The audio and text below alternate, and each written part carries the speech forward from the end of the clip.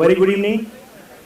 I'll request the Chairman Ahmedabad Branch CA Bishan Sir, a Central Council Member ICI CA Purushottam Khandelwal, President GCCI Patik Patwari Sir, Chairman Direct Tax Committee for GCCI Jainik Vakil Sir, to kindly escort our dignitary and distinguished speaker for today's session, CA Dr. Girish Ahuja Sir, to the dais. I'll also request Mishal Bhai from the Rajpath Club to please join us on the dais. I request members to please welcome Ahuja Sir with a big round of applause.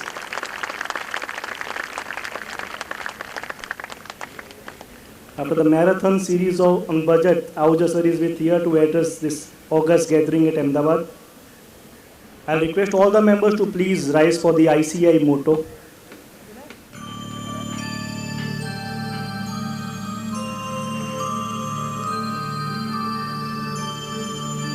Yaesha supteshu jagrati, Yaesha supteshu jagrati, Kamam kamam kamam kamursho, ursho nirvimanaha, tadeva shukram, tad brahma, tadevamritamuchyate, tasmin lokaha shitaha, sarve tadunachyaitascha, etadvaita, etadvaita, etadvaita, etadvaita, etadvaita, etadvaita. I would now like to request Chairman Ahmedabad Branch CA Bishan Sir for his welcome address to this August gathering.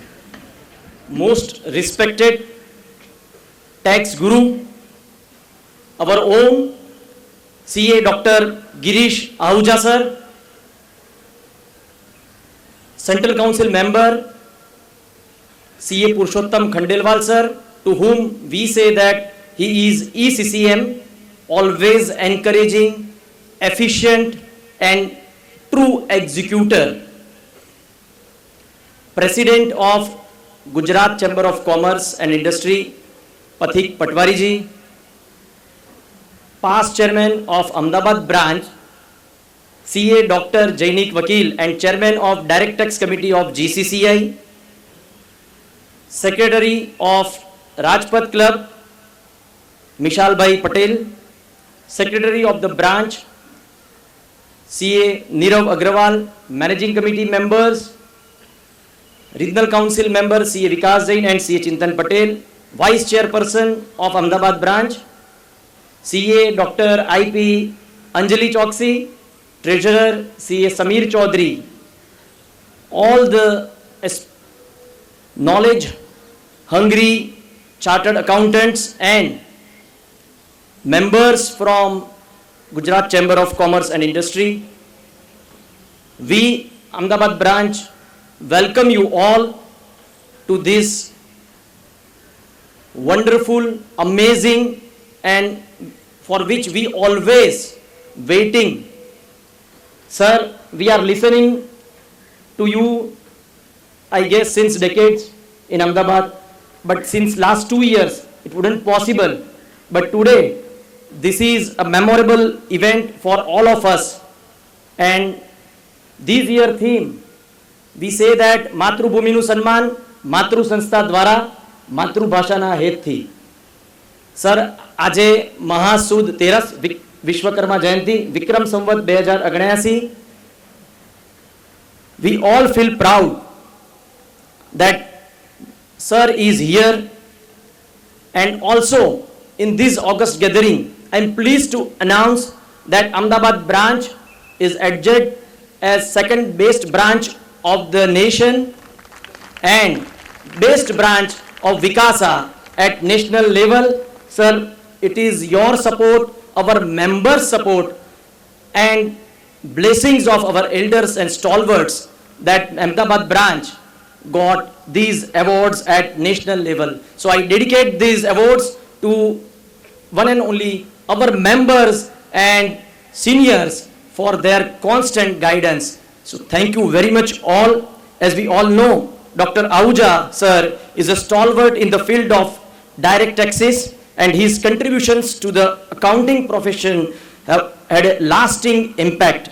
He has been a trusted advisor to businesses and individuals alike, and his expertise and knowledge are greatly valued by the industry as well as government. The budget analysis of 2023 is a critical moment for all of us. We look to understand the implications of the latest tax policies and amendments for our clients and for our businesses. Dr. Ahuja sir's insights and analysis will be invaluable in helping us make informed decisions and provide the best possible guidance to our clients. I would like to thank each and every one of you for taking out the time and join us today, and I hope that this event will provide you with valuable insight and information that you can use in your work. Once again, I would like to welcome you all to this important event, and I am looking forward to hearing from our distinguished speaker, none other than Dr. C.A. Girish Ahuja sir. I request all to give big round of applause to our tax guru, Girish Ahuja sir. Thank you very much. Thank you, Chairman sir, for the wonderful address in setting up the perfect tone for this flagship event of budget by CA Dr. Girish Ahuja sir. I would now like to request President GCCI Pathik Patwari sir for his welcome address to this August gathering. Very bright good evening to all of you. My Dr.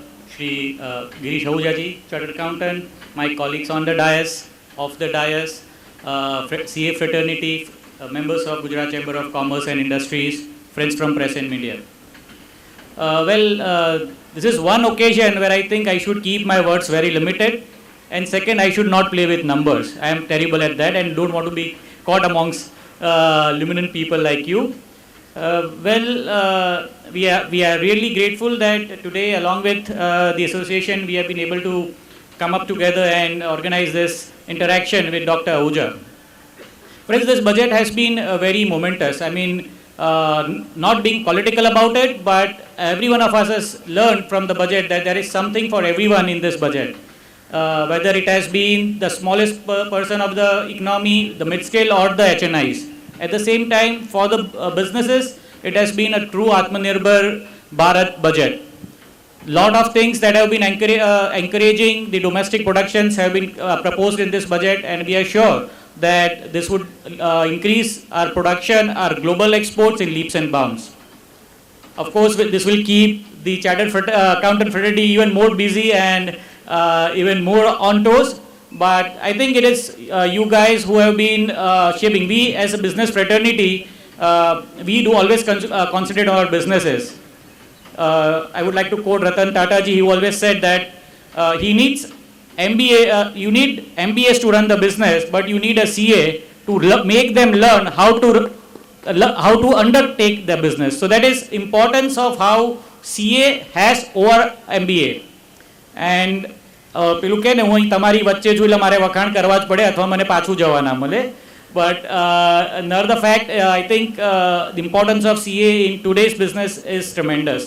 And it is a time where technology, artificial intelligence, machine learning, everything is playing so much pivotal role that only if the data analysis is done rightly, I think your business could succeed. You would have everything in your business, but not the right accountability, and you are lost. So I'm sure that this opportunity today, what we have got to hear Dr. Ahuja, is going to be one memorable event for us. There will be a lot of learnings and takeaways from here. And not taking anything further, I wish you all the very best. And thank you, sir, for accepting our invite and being here today. Again, thank you all. Jai Hind, Jai Jai Garvi Gujarat. Thank you, Pathik sir.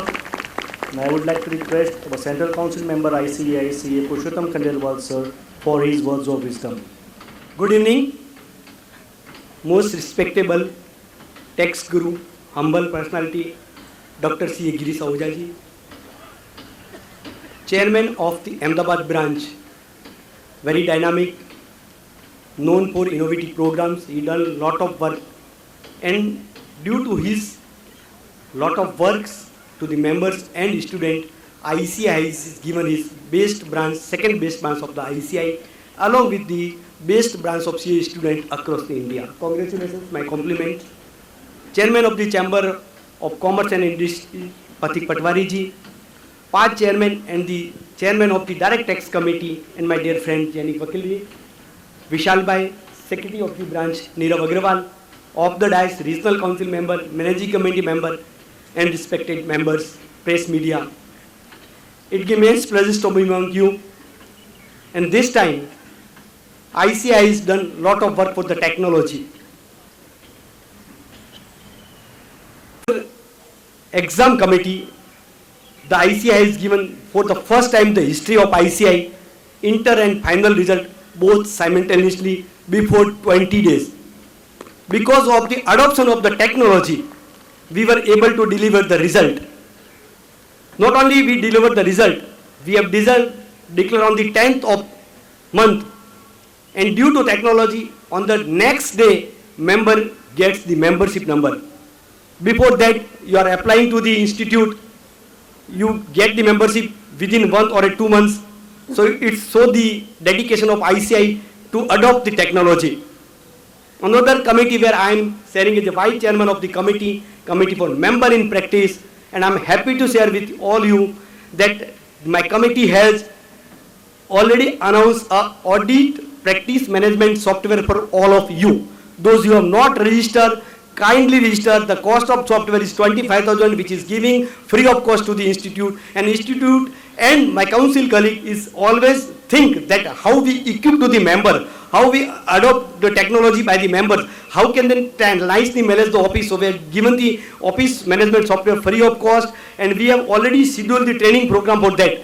So once you register on the CMP website, and after you will get the mail for your training schedule. We are also giving you the audit tools free of cost. In Ahmedabad branch, an iconic bank branch building is going on with the help of Janik Bhai, Durgesh Bhai, and all these Ahmedabad members. The project is almost both these plinth level is already there, and soon we will get the foundation stone line ceremony, and I am inviting at that time all of you to join these programs. SSP की वजह से आप लोगों को जल्दी से जल्दी कोई भी क्वेरी से ऑनलाइन आपको सॉल्व करने का मौका मिलता है. न्यू कोर्स आईसीआई लेके आ रही है, वो भी नवंबर 23 के बाद में शायद लगभग वो गवर्नमेंट के पास पेंडिंग पड़ा है, जैसे ही आएगा वो सोल्व हो जाएगा. दूसरा एक और मैं बात करना चाहता हूँ, there was a disconnectivity members and student to ICI, and I am extremely happy to share with you that ICI launched a national call center where your one call will connect you with your name and we will solve your queries. We all already launched this national call center. Number is 9995. I request all of you to please take a benefit of that. And another committee where I am the vice chairman of Career Counseling Committee of India, and I am happy to share with you that this committee has awarded as a best program of the international level Asia Board of World Records. And I started program from Jammu Kashmir to Kanyakumari, where we did lot of physical program for the student who can join the CA course. I will not take much of a time. Thank you so much for coming, and it showed your eagerness to learn how to the budget, and I am not saying much about it because Girish Ahuja is there. Thank you so much. Thank you so much, sir. Respected members, the Institute of Chartered Accountants of India, through its Committee for Members in Industries and Business, has instituted ICI Awards way back in the year 2007 to honor and acknowledge the exemplary achievements of its members who have attained exceptional level of professional achievements in industry and business and are committed towards their goal. An eminent jury panel under the able chairmanship of Sri Dilip Sanghvi, the Managing Director, Sun Pharmaceuticals Industries Limited, along with some renowned members from industry, was formed to select 16th CA CFO final awardees, and they have selected Mr. Hiranand Savlani sir as the winner for the prestigious ICI award under the category CA CFO for mid-corporates, manufacturing and infrastructure at the jury meet held on 28th December 2022 at Mumbai. It is our proud privilege to announce our own Ahmedabad-based chartered accountant, Mr. Hiranand Savlani sir, the CFO from Astra Limited, who has been selected for this award for his exceptional level of professional achievement as a member of the institute. To give more brief about Hiranand Savlani sir, Hiranand Savlani sir is a CFO of Astra Limited. He is a finance professional with more than 26 years of experience. He holds Bachelor's in Commerce, LLB, CS, ICWAI and CA degree. He was gold medalist as well as All India ranker in Chartered Accountancy. The key highlights of his careers are as he began his career with Dynamic Industries Limited. Subsequently, he worked with Kalpataru Power Transmission Limited, joined Astral Group in 2003 with a first generation promoter. In span of 20 years, the group's revenue has grown more than 330 times from 15 crores to 5,000 crores. Sir has received Economic Times Ascent National Awards in the year 2022 in the category Best CFO Excellence in Sustained Wealth Creation. Sir has also received award from the White Page International in the category of Asia 100 Power Leader in Finance 2022, the Most Innovative CFO Award from Feather Touch Business Solution in the year 2022. With this brief, I request all of the members to please give a big round of applause and welcome Hiranand Savlani sir. Will request sir if you can please come up on the dais. I request Ahuja sir to please give an award to Savlani sir. I request all the dignitaries on the dais to please join.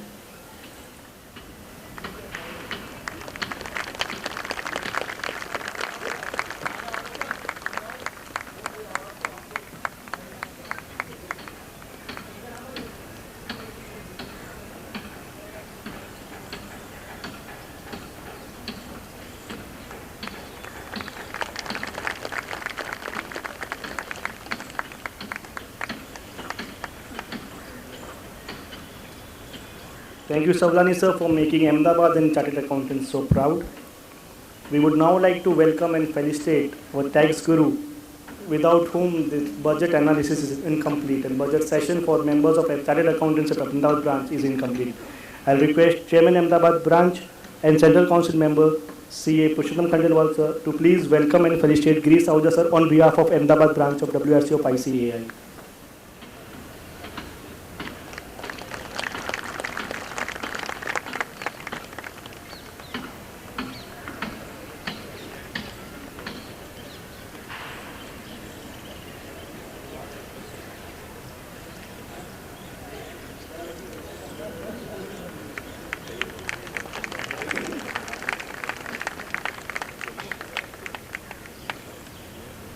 And I would like to request President GCCI Pathik Patwari sir, Chairman Direct Tax Committee of GCCI Jainik Vakil sir, Sri Yogesh Parikh Vice President GCCI, Sri Anil Jain Honorable Secretary GCCI, Sri Dilip Pandya Honorable Secretary Regional GCCI, Sri Apurva Shah Treasurer, Sri Bakulbhai Parikh Co-Chairman of Direct Tax Committee of GCCI to please come on the dais to welcome and felicitate Girish Ahuja sir on behalf of GCCI. Request members to please give a big round of applause as we welcome and felicitate Girish Ahuja sir.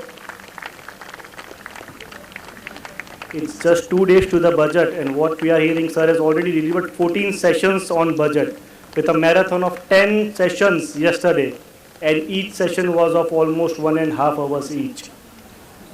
We would also like to acknowledge and thank Team Rajpath Club, President Jagdishbhai Patel and the entire board to give this lush green lawn at free of cost for this flagship event. We would also, I'll request Team Ahmedabad and GCCI to please felicitate Meshalbhai Patel, Honorable Secretary Rajpath Club, for this a goodwill gesture.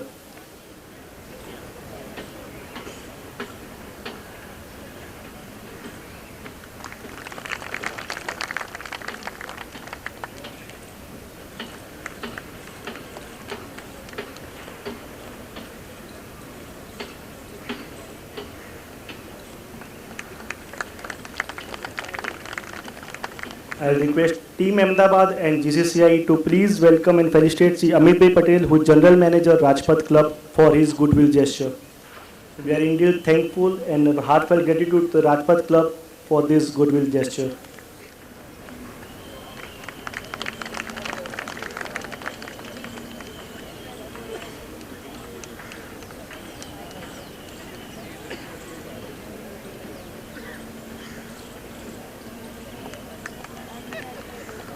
I would now like to request Girish Ahuja sir to please take the charge and address this gathering. Thank you, sir. Chairman of the Ahmedabad branch, C.A. Bishan Shahji, Central Council member from Ahmedabad, very young, dynamic, I tell you, CA Purushottam Khandelwal ji, President of the Gujarat Chamber of Commerce and Industry, Shri Pathik Patwari ji, past Chairman of Ahmedabad branch and Chairman of the Directors Committee of GCCI, CA Janik Vakil ji, Secretary of Rajpath Club, Michel Patel ji, Amit Bhai Patel, the General Manager, of course, you have seen him here of the Rajpath Club, CA Neeraj Agarwal ji, Secretary, and sitting in front of me, Chintan Patel ji, Vikas Jain ji, Regional Council Member, Sameer Chaudhary ji, और एक का नाम लूँगा क्योंकि अगली बार chairman वो होंगी chairperson,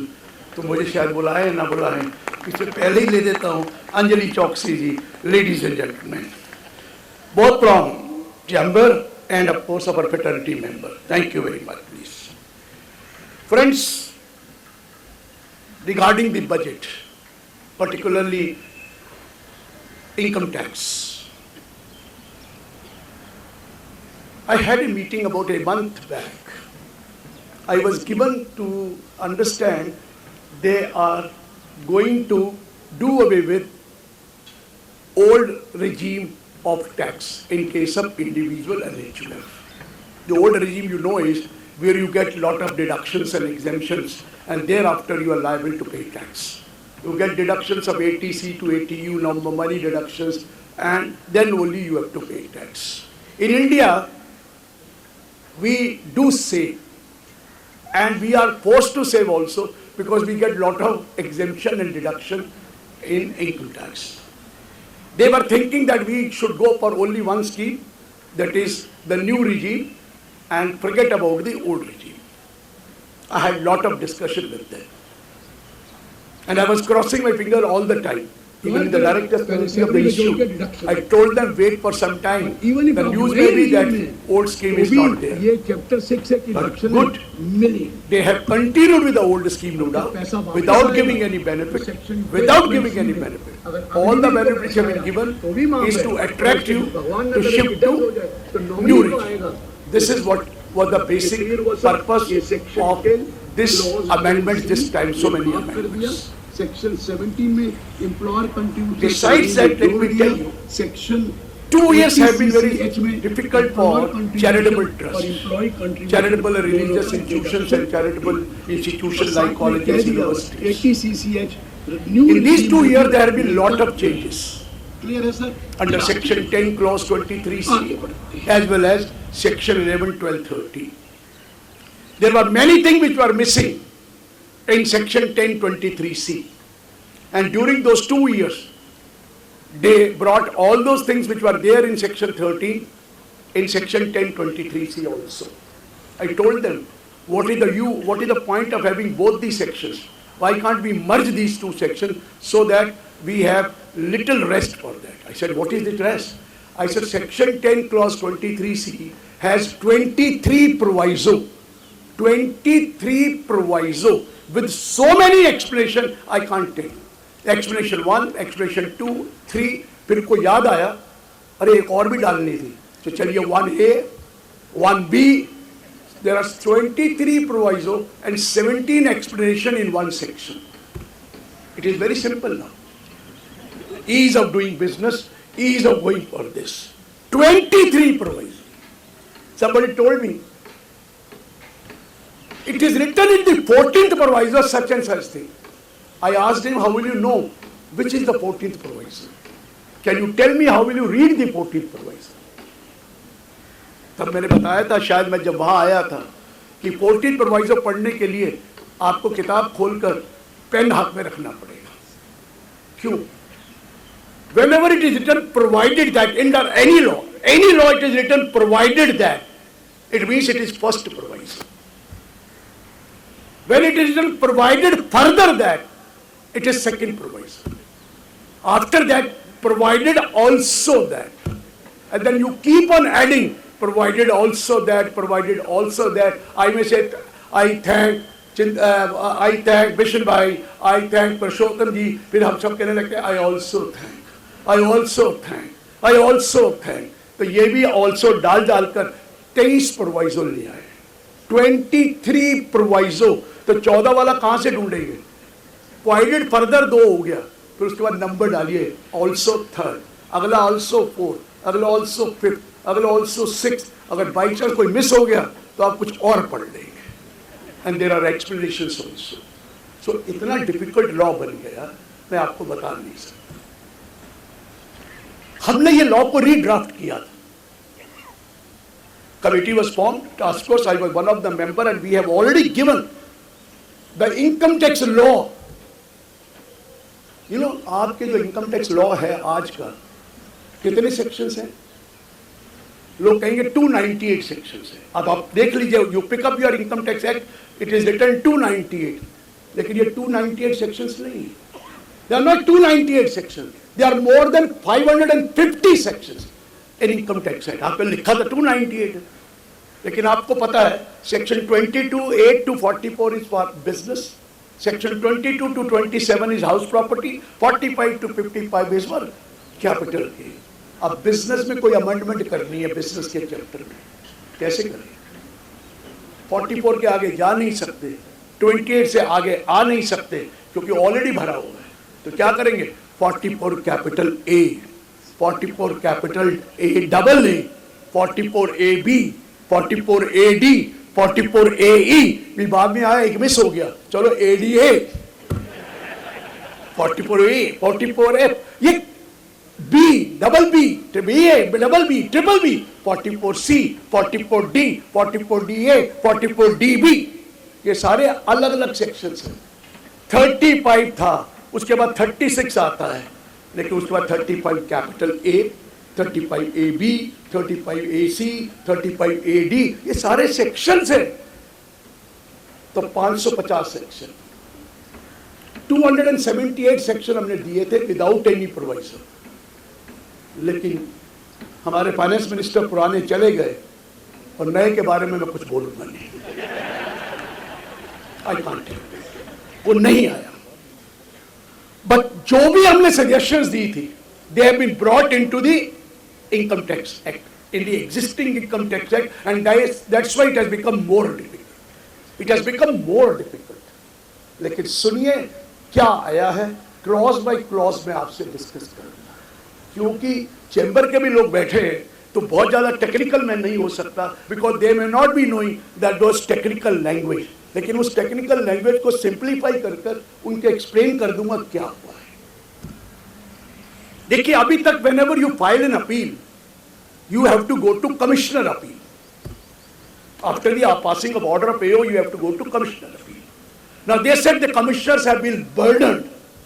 Let us have one more person in between. We call them now joint commissioner of appeal. Joint commissioner of appeal. This is the old concept we used to have deputy commissioner of appeal, and then we used to have, जो पुराने लोग बैठे हैं उनको पता था section 246 was for deputy commissioner of appeal. तब deputy commissioner भी बहुत माना जाता था, अब तो कमिश्नर अपील इतने ज्यादा हो गए कि अब उसकी कोई वैल्यू नहीं रही इनकम टैक्स में। लेकिन चलिए, एक ज्वाइंट कमिश्नर को इंट्रोड्यूस कर दिया, एंड सेक्शन 2 क्लॉज 28 CA में, 28 CA में ज्वाइंट कमिश्नर को डिफाइन कर दिया। आपको डेफिनेशन से मतलब भी मैंने किया, ऑटोमेटिकली क्योंकि डिफाइन करके ज्वाइंट कमिश्नर अपील आ गया, there was a 246 section old one, जो पुराना डेप्यूटी कमिश्नर का था, उसको सब्स्टिट्यूट कर दिया with a new section 246, saying that you can file an appeal to the joint commissioner appeal in the following cases, provided the order is passed by the AO who is below the rank of joint commissioner.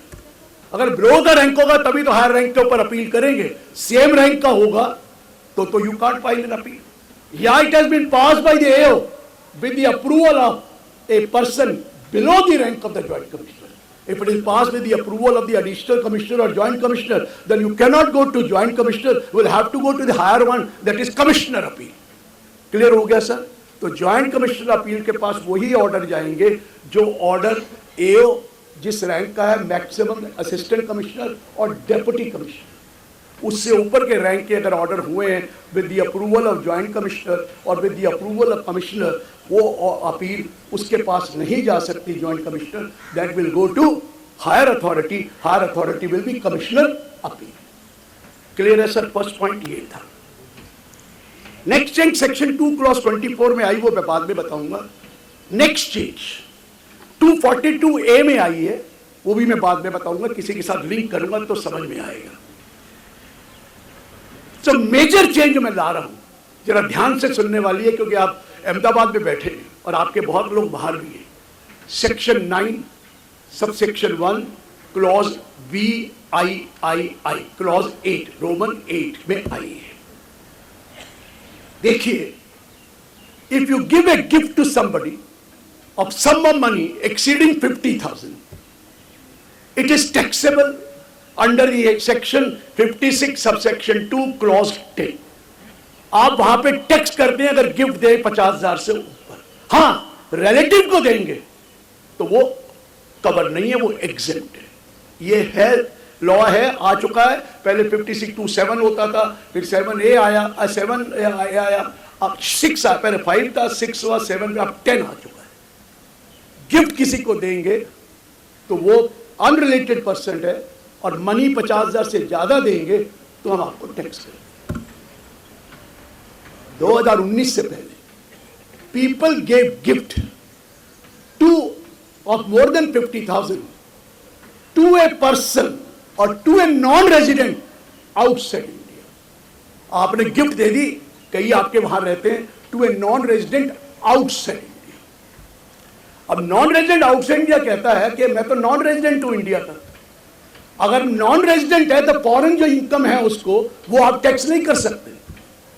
Gift दी है, unrelated है, tax नहीं कर सकते, क्योंकि non resident को 2 income taxable होती है, income received in India और deemed to be received in India, और इनकम अक्रू और अराइज इन इंडिया और deemed to accrue arise in India. Income which accrue arise outside India वो non resident के लिए taxable नहीं होती। तो सरकार ये तो टैक्सेबल ही नहीं। ऐसे लोगों ने बहुत पैसा गिफ्ट करके बाहर ले गए। समझ में आया मैंने क्या कहा? ख्याल आया ये क्या कर दिया?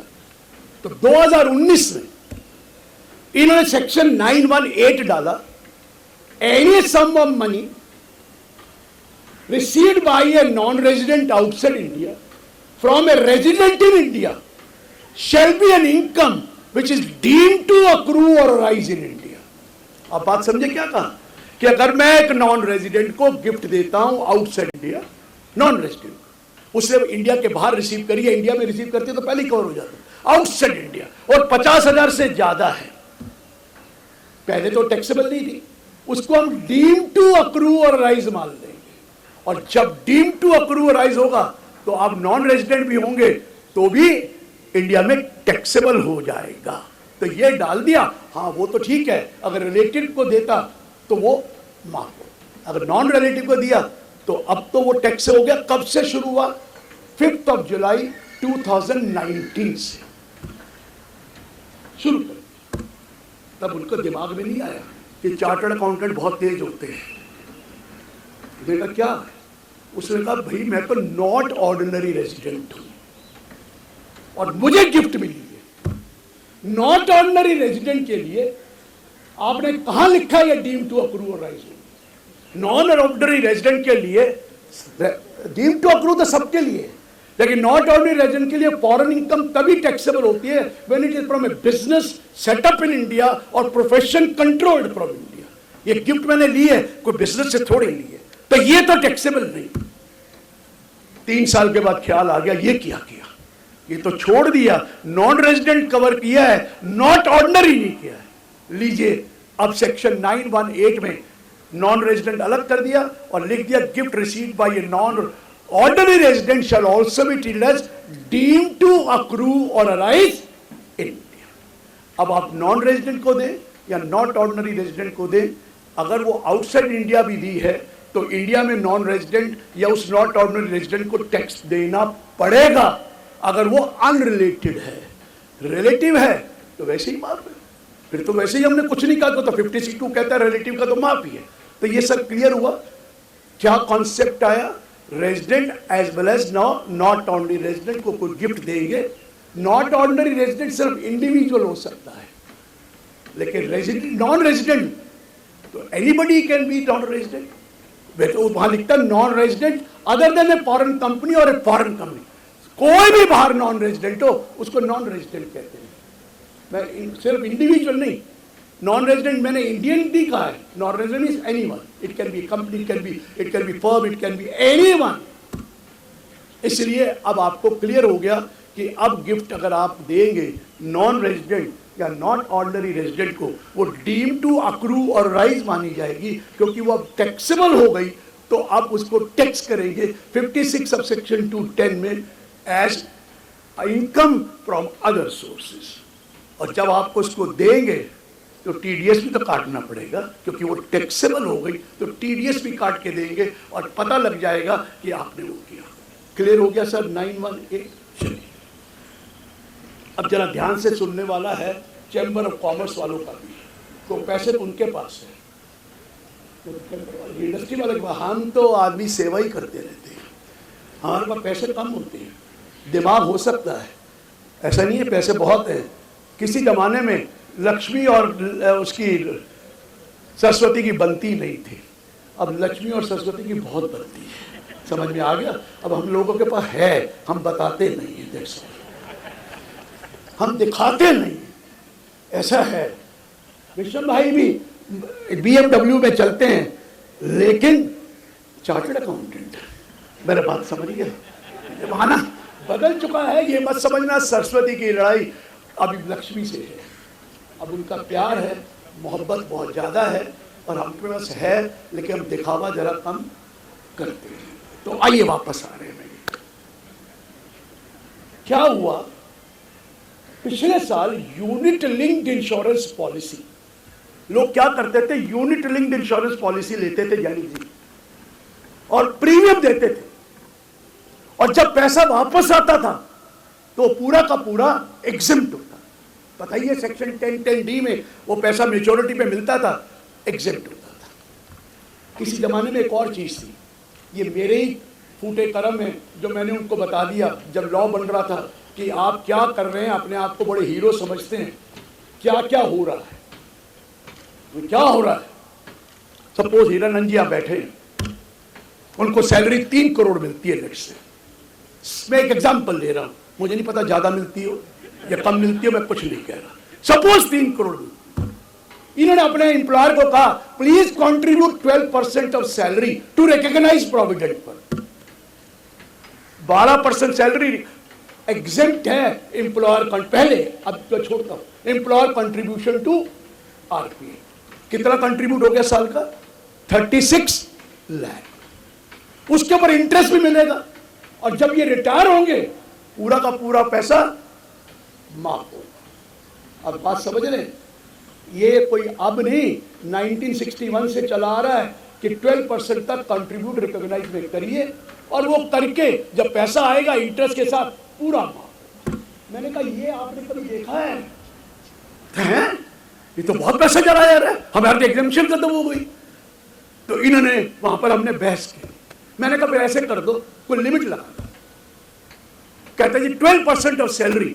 मैंने कहा कम से कम 1 करोड़ तो कर दो, और 1 crore which ever is, sorry 12 lakh तो कर दो। नहीं, कितना लिखा है? 12% ऑफ सैलरी और 7,50,000 विच एवर इज लेस। मतलब अब एम्प्लॉयर 7 लाख से 50,000 से ऊपर कंट्रीब्यूट करेगा तो पूरा का पूरा इनके हाथ में टैक्स लग जाएगा। 36 लाख से कहां आ गया? 7.5।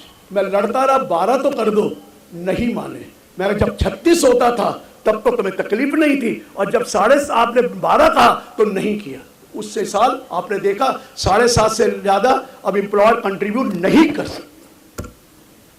फंस गए ना, तो वो बाकी पैसे में टैक्स लग गया। फिर इनके दिमाग में आया अरे यार ये कंट्रीब्यूट करते हैं एम्प्लॉय प्रोविडेंट फंड में, मैं SPPF में नहीं कह रहा, कितना भी कर सकते हैं, 5 लाख साल का 10 लाख साल का कर दे, ठीक है 1.5 लाख की डिडक्शन मिलेगी, मानते हो ना, लेकिन इंटरेस्ट तो माफ होगा। जो हर साल इंटरेस्ट मिलता है वो तो माफ होगा। ये भी गलती हो गई उससे। तो आपको पता 2 साल पहले उन्होंने क्या कह दिया? Maximum contribution by the employee to the recognised provident fund on which interest will be exempt shall be only 2,50,000. 2,50,000 से ऊपर अगर कंट्रीब्यूट करेंगे तो बाकी में जो इंटरेस्ट मिलेगा वो हम टैक्स करेंगे। देख रहे दिमाग क्या लगा रहे हैं। अब तीसरा दिमाग लगाया, यही यूनिट लिंक्ड इंश्योरेंस पॉलिसी में 2.5 लाख से ऊपर प्रीमियम देंगे तो जब पैसा वापस आएगा पूरा का पूरा टैक्स कर देंगे। बाद में याद आया हमने तो सिर्फ यूनिट लिंक्ड इंश्योरेंस पॉलिसी ली है, बाकी में तो लाइफ इंश्योरेंस पॉलिसी है। लोगों ने इंश्योरेंस करा रखा है 1-1 करोड़, 2-2 करोड़, 5-5 करोड़ का। इंश्योरेंस कराने का कारण वो नहीं है कि उनको वो अपनी लाइफ के लिए देना है, वो कह रहे चलो इंश्योरेंस करा देंगे, जब पैसा आएगा including bonus shall be fully. तो पैसे तो कहीं रखने ही है ना, अरे कहीं तो रखने हैं, बैंक में रखने, उठा दो पॉलिसी, ले लो 10 करोड़ की, 5 करोड़ की थी, और क्या करो, इनकम जब आएगी पूरी बात हो। अब उसके ऊपर हाथ मारा कि अगर लाइफ इंश्योरेंस पॉलिसी में प्रीमियम जो आप पे करेंगे in year, in any year more than 5 lakh, whether it is for one policy और मोर देन वन पॉलिसी, तो जब पैसा वापस आएगा तो it will be fully taxable. बात समझ रहे हैं क्या है? It will be fully taxable. 5 lakh only, लेकिन घबराइए नहीं, ये उस पॉलिसी का किया गया जो विल बी इशूड ऑन और आफ्टर 1/4/2023। 2023 में जब शुरू होंगी पॉलिसी, वो अगर लेंगे चाहे वो एक हो या मोर देन 1 ले, aggregate amount if it is more than 5 lakh, let me tell you, whenever you get back the money it will be fully taxable including the bonus। ये क्लियर हुआ सर? अब पॉलिसी का प्रीमियम, पुरानी पॉलिसी नहीं करेंगे हम touch, नई policy आप ले लीजिए, लेकिन प्रीमियम 5 लाख से ऊपर हुआ तो जब पैसा वापस आएगा हम टैक्स कर देंगे। और खतरनाक काम कर दिया, यूनिट लिंक्ड इंश्योरेंस पॉलिसी का जब पैसा वापस आया था तो उन्होंने कहा हम कैपिटल गेन में टैक्स करें, 45(1)(b) सेक्शन डाला था कैपिटल गेन में टैक्स, और फिर लिखा था 112A में उसका टैक्स का रेट 10% होगा। याद आया आप? इस बार tax rate 10%, taxable under 45(1)(b। मैं जरा टेक्निकल नहीं हो रहा, आपको बताया कि और भी बैठे हैं। इस साल क्या किया? पैसा वापस आएगा तो सेक्शन 56 सब सेक्शन 2 क्लॉज 13 में टैक्सेबल होगा, मतलब under the income from other sources, और आपको वो जो पेमेंट करी है जिसकी आपने डिडक्शन नहीं ली हुई उतना लेस कर देंगे, और बाकी इनकम फ्रॉम अदर सोर्सेज होगी तो टैक्स कितना लगेगा? पूरा 30% प्लस सरचार्ज वगैरह, पहले 10 था अब पूरा लगेगा। समझ में आ गया सर? अब आपको कोई लाइफ पॉलिसी 1/4/2023 से आगे है, चाहे एक लें या पुरानी छोड़ दीजिए, पुरानी में कुछ नहीं कहेंगे, एक लें या एक से ज्यादा लें, एग्रीगेट प्रीमियम किसी भी साल 5 लाख से ऊपर नहीं होगा। अगर 5 से ऊपर हो गया तो हम उस पॉलिसी का मेच्योरिटी पे पूरा का पूरा टैक्स लगा देंगे, वो खर्चा वो निकाल के पेमेंट निकाल। लेकिन एक चीज अभी भी रखी है और वो ठीक भी है, अगर ये पैसा वापस मिला after the death of the individual to the nominee तो हम माफ कर दें, तो नहीं हम छेड़ेंगे। After the death of the individual तब तो माफ है, लेकिन अगर ड्यूरिंग द लाइफ टाइम मिला तो पूरा का पूरा taxable. Whole time policy, life policy लेंगे तो ठीक है, होल लाइफ पॉलिसी नहीं लेंगे तो नहीं लेंगे। लेकिन होल लाइफ पॉलिसी में भी लॉ है, हर एक में लॉ है कि sum paid as premium can not exceed 10% of the capital sum assured. 10 से होता हो ही नहीं सकता, नहीं तो 10(10)(d) में माफ होगा ही नहीं। चलो कुछ तो है ना वहां, लेकिन डेथ के बाद है, बगैर डेथ के तो आपको टैक्स लग जाएगा। क्लियर है सर? ये क्लियर हुआ? आगे बढ़ते हैं। Next section 10(12)(c). Modi ji ने अग्निपथ स्कीम निकाली थी, आपको पता ही अग्निपथ कितना अपोजिशन भी हुआ, वो तो करना पड़ता है उनको, अपोजिशन हुआ। 4 साल के लिए रखने जा रहे हैं, ये कौन सा लॉ हुआ? करा ना अग्निपथ स्कीम।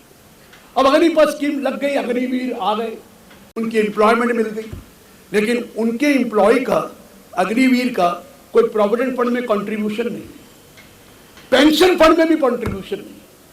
तो इन्होंने नया कॉन्सेप्ट निकाला अग्निवीर कॉर्पस फंड। क्या नाम रखा सर? Agniveer corpus fund. अब इसमें कहा गया ये इंप्लॉय भी इसके अंदर कंट्रीब्यूट करेगा और सेंट्रल गवर्नमेंट, क्योंकि वो इंप्लॉय तो सेंट्रल गवर्नमेंट के, सेंट्रल गवर्नमेंट भी इसमें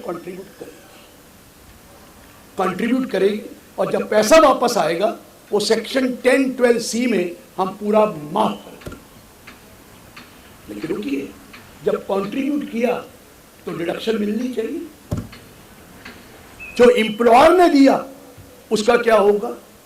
तो लॉ ने कहा जो इंप्लॉयर कंट्रीब्यूट करेगा अग्निवीर कॉर्पस फंड में, जो सेंट्रल गवर्नमेंट कंट्रीब्यूट करेगी, वो पहले आपकी सैलरी में जुड़ जाएगा। घबराने की जरूरत नहीं है, पेंशन फंड भी तो सैलरी में जुड़ता है।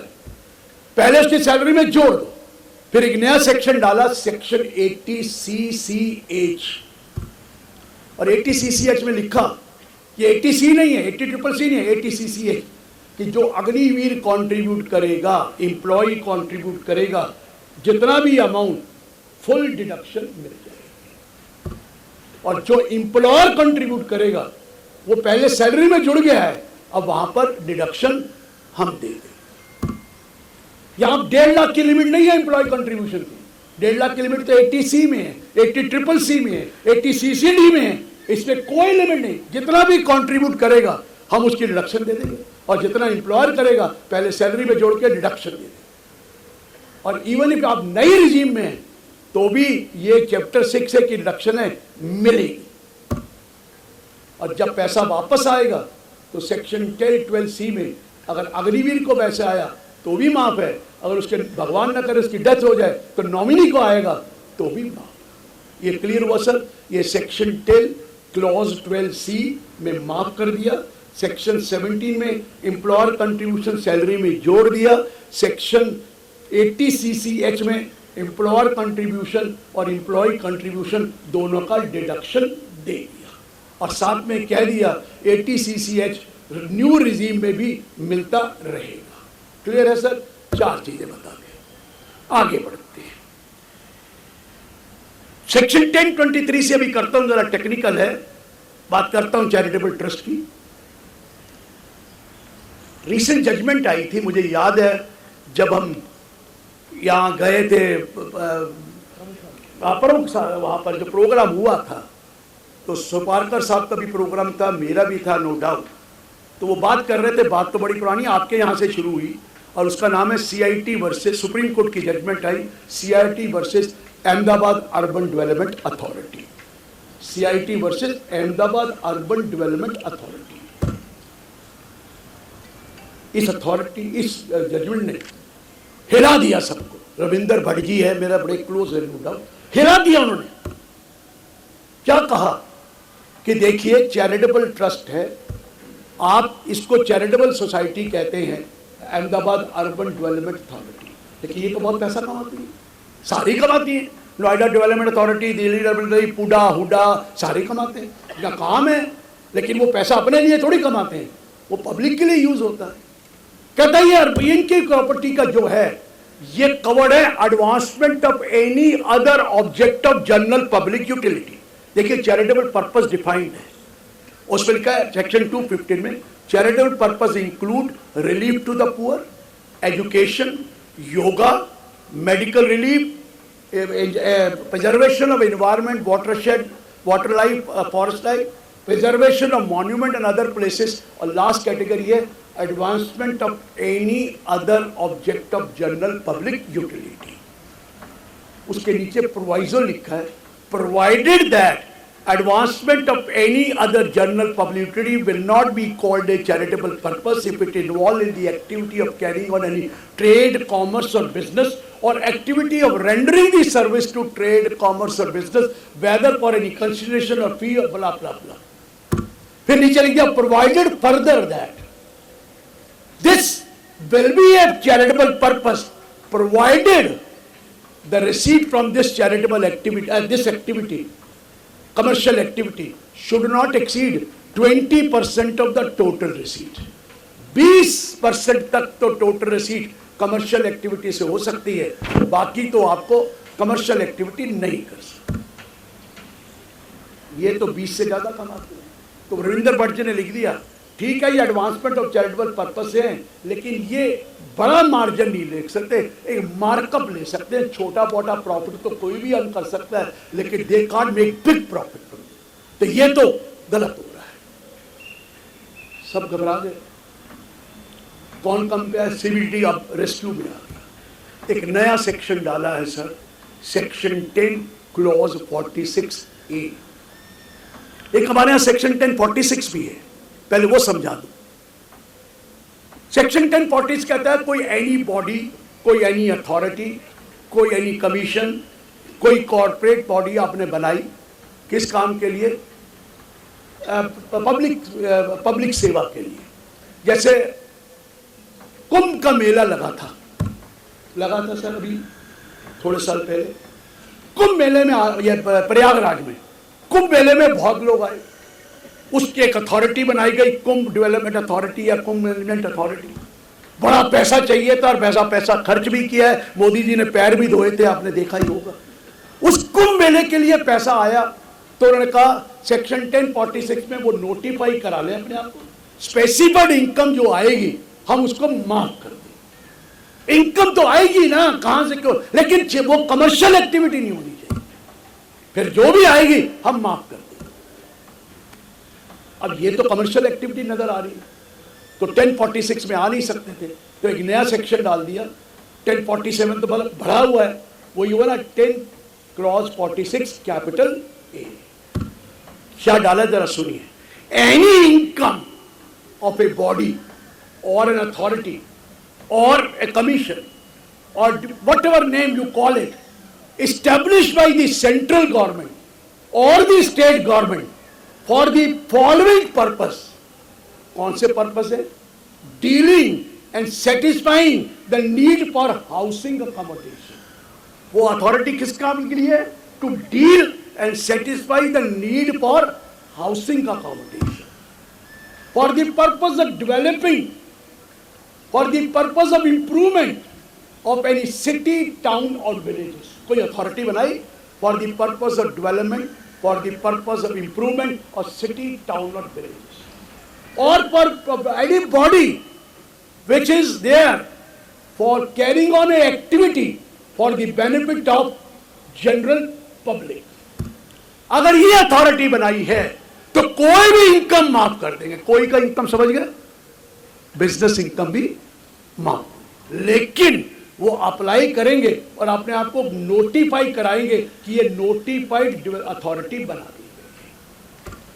अब ये जितनी भी अथॉरिटीज हैं ये अप्लाई करेंगे और 1046A में नोटिफाई करा लेंगे, फिर उसके बाद जितना भी उनको इनकम आएगी किसी भी नेचर की आएगी वो पूरी की पूरी माफ हो जाएगी। ये क्लियर हुआ सर?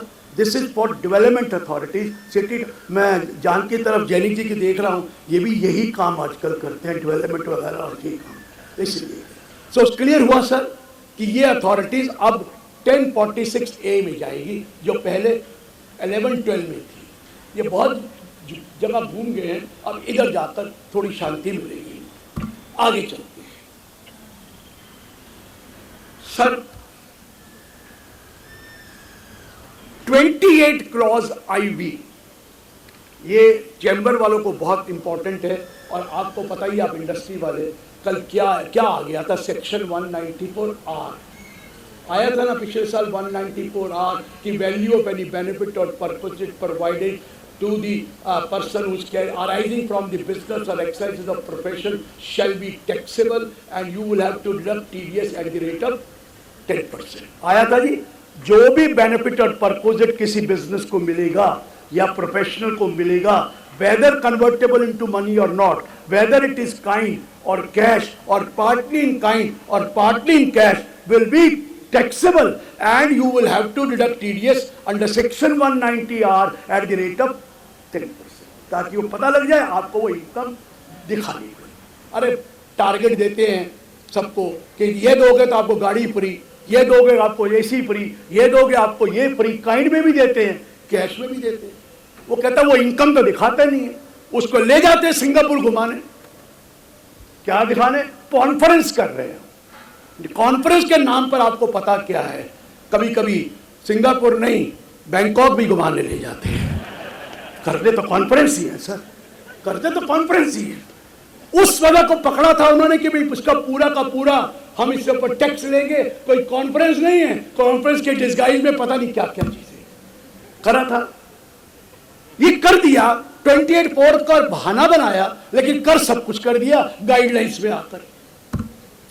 28/4 में कोर्ट ने डिसाइड किया हुआ है ये जो value of benefit or perquisite हुआ है, वेदर कन्वर्टेबल इनटू मनी और not, should be given in kind, तब टैक्सेबल है 28/4 में। अगर कैश में दिए गए तो वो टैक्सेबल 28/4 में बिजनेस इनकम में नहीं आते, या ऑलरेडी डिसीजन थे। अब इन्होंने तो कह दिया कि वेदर इन काइंड और कैश, तो इन्होंने इस बार रेक्टिफिकेशन कर दिया, 28/4 ही चेंज कर दिया। क्या करा? The value of benefit or perquisite received by a person, अब दो पार्ट कर दिए, whether convertible in value is convertible or not, or whether received in kind or in cash or partly in kind or partly in cash shall be taxable under head business and profession, ताकि litigation ना हो। सुपारकर साहब का काम रोक दिया। तो आप लिटिगेशन करते थे काइंड के होने चाहिए, ये कैश के तो ही। और उसी की एक्सप्लेनेशन वहां डाल दी 194R में कि भाई अब तो काइंड और कैश कुछ भी हो, अब तो पार्लियामेंट इसको पास कर रहा है, तो आपको तो इसके ऊपर टैक्स देना ही पड़ेगा। तो ये 28/4 में चेंज आया और साथ में 194 में एक्सप्लेनेशन डाल दी। ठीक है सर, आगे चले, टाइम है ना, मैं बड़े आराम से कर रहा हूँ, जल्दी हो तो मैं 15 मिनट में भी खत्म कर दूंगा, और देर है तो मैं 2 घंटे भी लगा सकता हूँ, बीच में बना लेते हैं। चलिए next point, 35D preliminary expenses. आपको पता है preliminary expenses are allowed under income tax in 5 equal instalment, whereas in accountancy it is allowed in full, but in income tax 1/5 every year allowed होता है। It must have been incurred before the commencement of the business or after the commencement of the business if it is for a new business or a new project। ये already है। अब कई बार जब preliminary एक्सपेंसिंग करते हैं, वो कई बार होता है प्रोजेक्ट रिपोर्ट बनाना, फिजिबिलिटी रिपोर्ट बनाना, मार्केट सर्वे करना, अदर सर्विस करना, इंजीनियरिंग सर्विस वगैरह कराना, तभी तो आप बिजनेस स्टार्ट करते हैं कि ये वायबल भी है कि नहीं है, वायबिलिटी रिपोर्ट भी बनाई जाती है। लॉ ने कहा जब ये करें, या तो खुद खर्च करें या फिर उस एंटिटी से करवाएं जो ऑलरेडी अप्रूव्ड है। नॉन अप्रूव्ड से कराएंगे तो हम नहीं देंगे क्योंकि आप बोगस डाल रहे होंगे। अप्रूव्ड होंगी तो बिलिंग लेंगे, सब कुछ लेंगे, और उनका काम ही रिसर्च का होगा तो वो कर देंगे। मार्केट सर्वे करते हैं, सैंपलिंग भी कराते हैं, सब कुछ करते हैं। इस पर रिलैक्सेशन कर दे, कहता ठीक है अब अप्रूव्ड ना अप्रूव्ड कुछ नहीं, हर साल जब भी ये खर्च करेंगे उसकी एक statement of the expenditure you will furnish along with the return of income you will furnish, which will give the details of all the expenditure incurred, ताकि वो उसका ऑडिट करा लें और आपसे कह दें कि ठीक है, जरूरी नहीं अप्रूव वाले से कराएं। ये क्लियर हो गया सर। छोटा पॉइंट था 35D, लेकिन रिलैक्सेशन है। अब जरा इंडस्ट्री वाले सुन लें, 43B what we call MSME, micro small enterprises. वैसे तो नाम micro small and medium enterprises development act है 2006। ये कोई नया नहीं एक्ट है, ये तो पुराना एक्ट चल रहा है। इस एक्ट में लिखा है in the section 15 of the SME act 2006 कि देखिए, अगर आप किसी माइक्रो या स्मॉल एंटरप्राइजेस से सामान खरीद रहे हैं, गुड्स खरीद रहे हैं या सर्विस रिसीव कर रहे हैं, तो उसकी पेमेंट मैक्सिमम 45 डेज में करेंगे। अगर आपका एग्रीमेंट है तो एग्रीमेंट 30 दिन का तो 30 दिन में, एग्रीमेंट नहीं 45 से ऊपर नहीं हो सकता, 45 डेज में करना पड़ेगा। या कोई एग्रीमेंट नहीं है तो 15 दिन में आपको पेमेंट करनी पड़ेगी, 15 डेज। ये लॉ है, 15 डेज में पेमेंट करना। हम तो जब ऑडिट कमेटी में बैठते हैं बोर्ड में, सबसे पहले पूछते हैं have you made the payment, क्योंकि है अगर आप लेट पेमेंट करेंगे तो आपको इंटरेस्ट देना पड़ेगा, और जो इंटरेस्ट आप देते हैं उसका डिडक्शन इनकम टैक्स अलाउ नहीं करता है। इनकम टैक्स इंटरेस्ट अलाउ नहीं करता है, लेकिन आपको देना पड़ेगा। लेकिन इंडस्ट्री वाले की ड्यूटी है उसको जिससे माल खरीद रहा है उसको कम्युनिकेट करें, are you registered under MSME or not, if yes kindly give me a certificate. जो 21 में बदल भी गया है, आपको मुझे सर्टिफिकेट दीजिए। अगर वो सर्टिफिकेट दे देगा तो आपको उसकी पेमेंट 45 या 15 दिन में करनी ही पड़ेगी, नहीं तो इंटरेस्ट देना पड़ेगा। और ये रेगुलेटरी है, इसलिए ऑडिट कमेटी में हमेशा पूछा जाता है और रिपोर्ट ली जाती है, कंप्लायंस की एक्शन टेकन रिपोर्ट भी ली जाती है। चल रहा है, ऐसा कुछ नहीं। अब एक नया सगुफा डाल दिया, 43B सेक्शन डाल दिया। लिखता है if any sum is payable to a person who is a micro और small enterprise on 31st March, it is payable and which is beyond the due date of the section 15 of the SME Act, उसकी जो due dates के बाद की है और वो सम payable है, तो kindly note that expense will be allowed as deduction only in that previous year in which it is paid. हम खर्चा भी अलाउ नहीं करेंगे, इंटरेस्ट बात तो अलग है। हम उसका खर्चा अगर 31 मार्च को ड्यू है और वो बियॉन्ड दी ड्यू डेट हो गया है, it is more than due date निकल गई, व्हाट इज ड्यू डेट, 15 दिन या 45 दिन, अभी भी पेबल है, तो प्लीज ये खर्चा आप अलाउ नहीं करेंगे और जिस साल पे करेंगे उस साल अलाउ करेंगे। और चार्टर्ड अकाउंटेंट को CD में लिखना पड़ेगा कि माइक्रो स्मॉल एंटरप्राइज को पेमेंट ठीक हुई या अगर ड्यू है तो 43B में इसको डिसअलाउ करना पड़ेगा। चार्टर्ड अकाउंटेंट भी अपने आप को रजिस्टर करा सकते हैं, सर्विस के लिए भी है। और फिर अपने क्लाइंट को कह देना 31 मार्च को ड्यू है तो ये खर्चा अलाउ नहीं होगा, ये खर्च यस। अगर 31 मार्च को बिल दे दिया तो फिर 15 दिन या 45 दिन में पेमेंट हो जानी चाहिए, और उससे पहले का दिया हुआ है तो फिर क्यों वो ड्यू है, वो खर्चा अलाउ नहीं। ये आया है सर 43B। ना दो मार गए, एक तो इंटरेस्ट देना पड़ेगा जो खर्चा नहीं मिलेगा, एक खर्चा जो किया वो भी आपको खर्चा नहीं मिलेगा। मिलेगा कब, जब पे करो।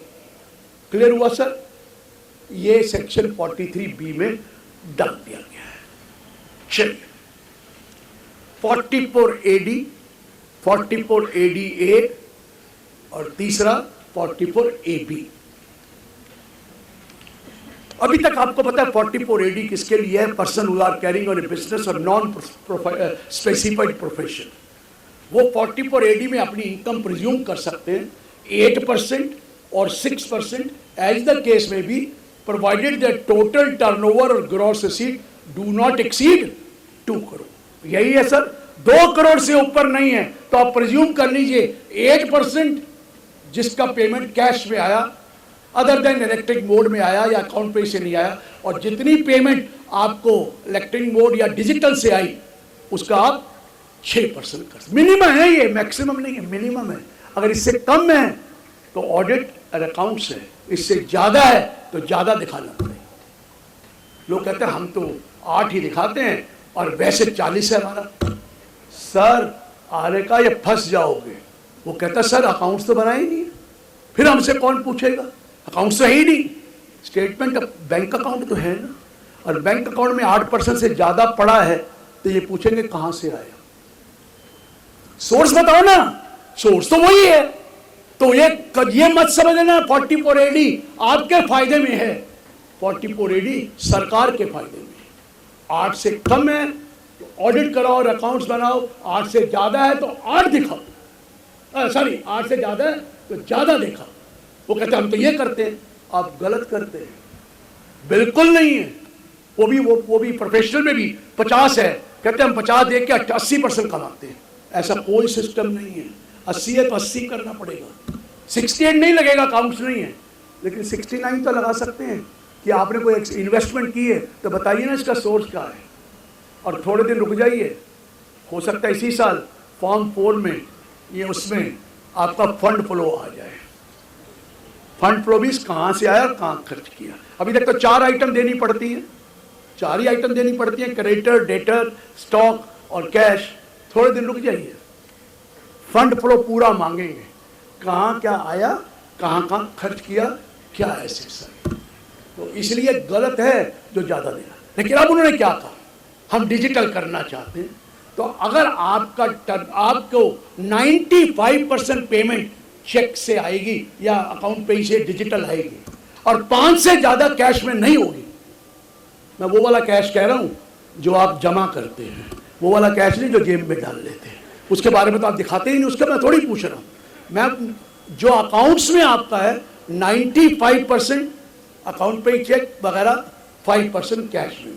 जो चेक दिया गया क्रॉस है, अकाउंट पे ही नहीं है, वो कैश माना जाएगा। तो उस केस में आपका टर्नओवर 2 करोड़ से ज़्यादा हम 3 करोड़ तक ले जा सकते हैं, और 3 करोड़ का अब 95% या 5% देगा।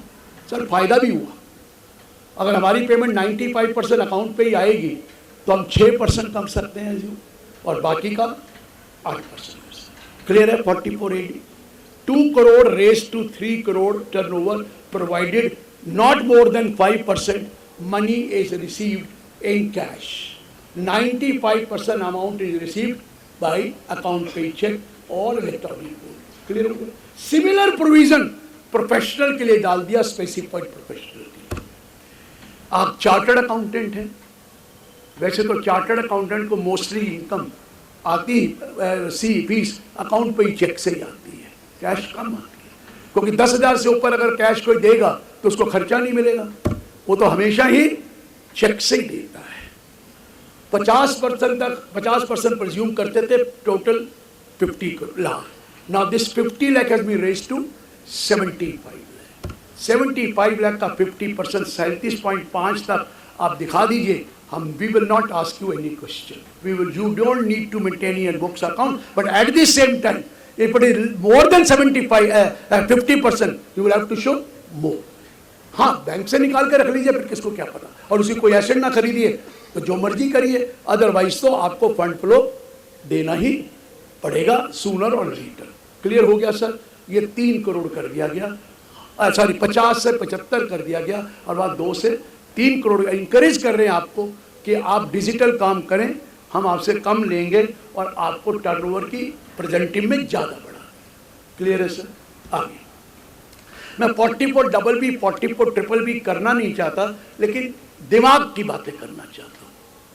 देखिए, एक non resident if it is engage in the exploration of mineral oil in India, mostly वही एक्सप्लोर कर रहे हैं, mineral oil in India, prospecting करते हैं, एक्सप्लोरेशन करते हैं, ड्रिलिंग करते हैं, एक्सट्रैक्शन करते हैं, उनके लिए एक सेक्शन है 44 डबल बी, और उनको कहा गया है कि आप अपनी इनकम, प्रेजेंटिव इनकम ले सकते हैं, जैसे यहां भी है 10% और हायर अमाउंट 10% प्रेजेंटिव इनकम। अगर आप सोचते हैं प्रॉफिट 10 से कम है तो अकाउंट्स बनाइए, ऑडिट करा लीजिए। 10 से कम नहीं है आप मत बनाइए, 10 के ऊपर हमें टैक्स दीजिए। ठीक है सर? अब कई बार लॉस हो गया, वो क्या करने लग गए, लॉस के केस में ऑडिट भी करा लेते थे, अकाउंट्स भी बना लेते थे। ये जो लॉस है कैरी फॉरवर्ड होता है, अगले साल 10% लिया और लॉस को सेटअप कर लिया, तो दिया कुछ नहीं, लॉस को मिल गया पूरा और इधर 10% प्रिज्यूम किया, कर दिया।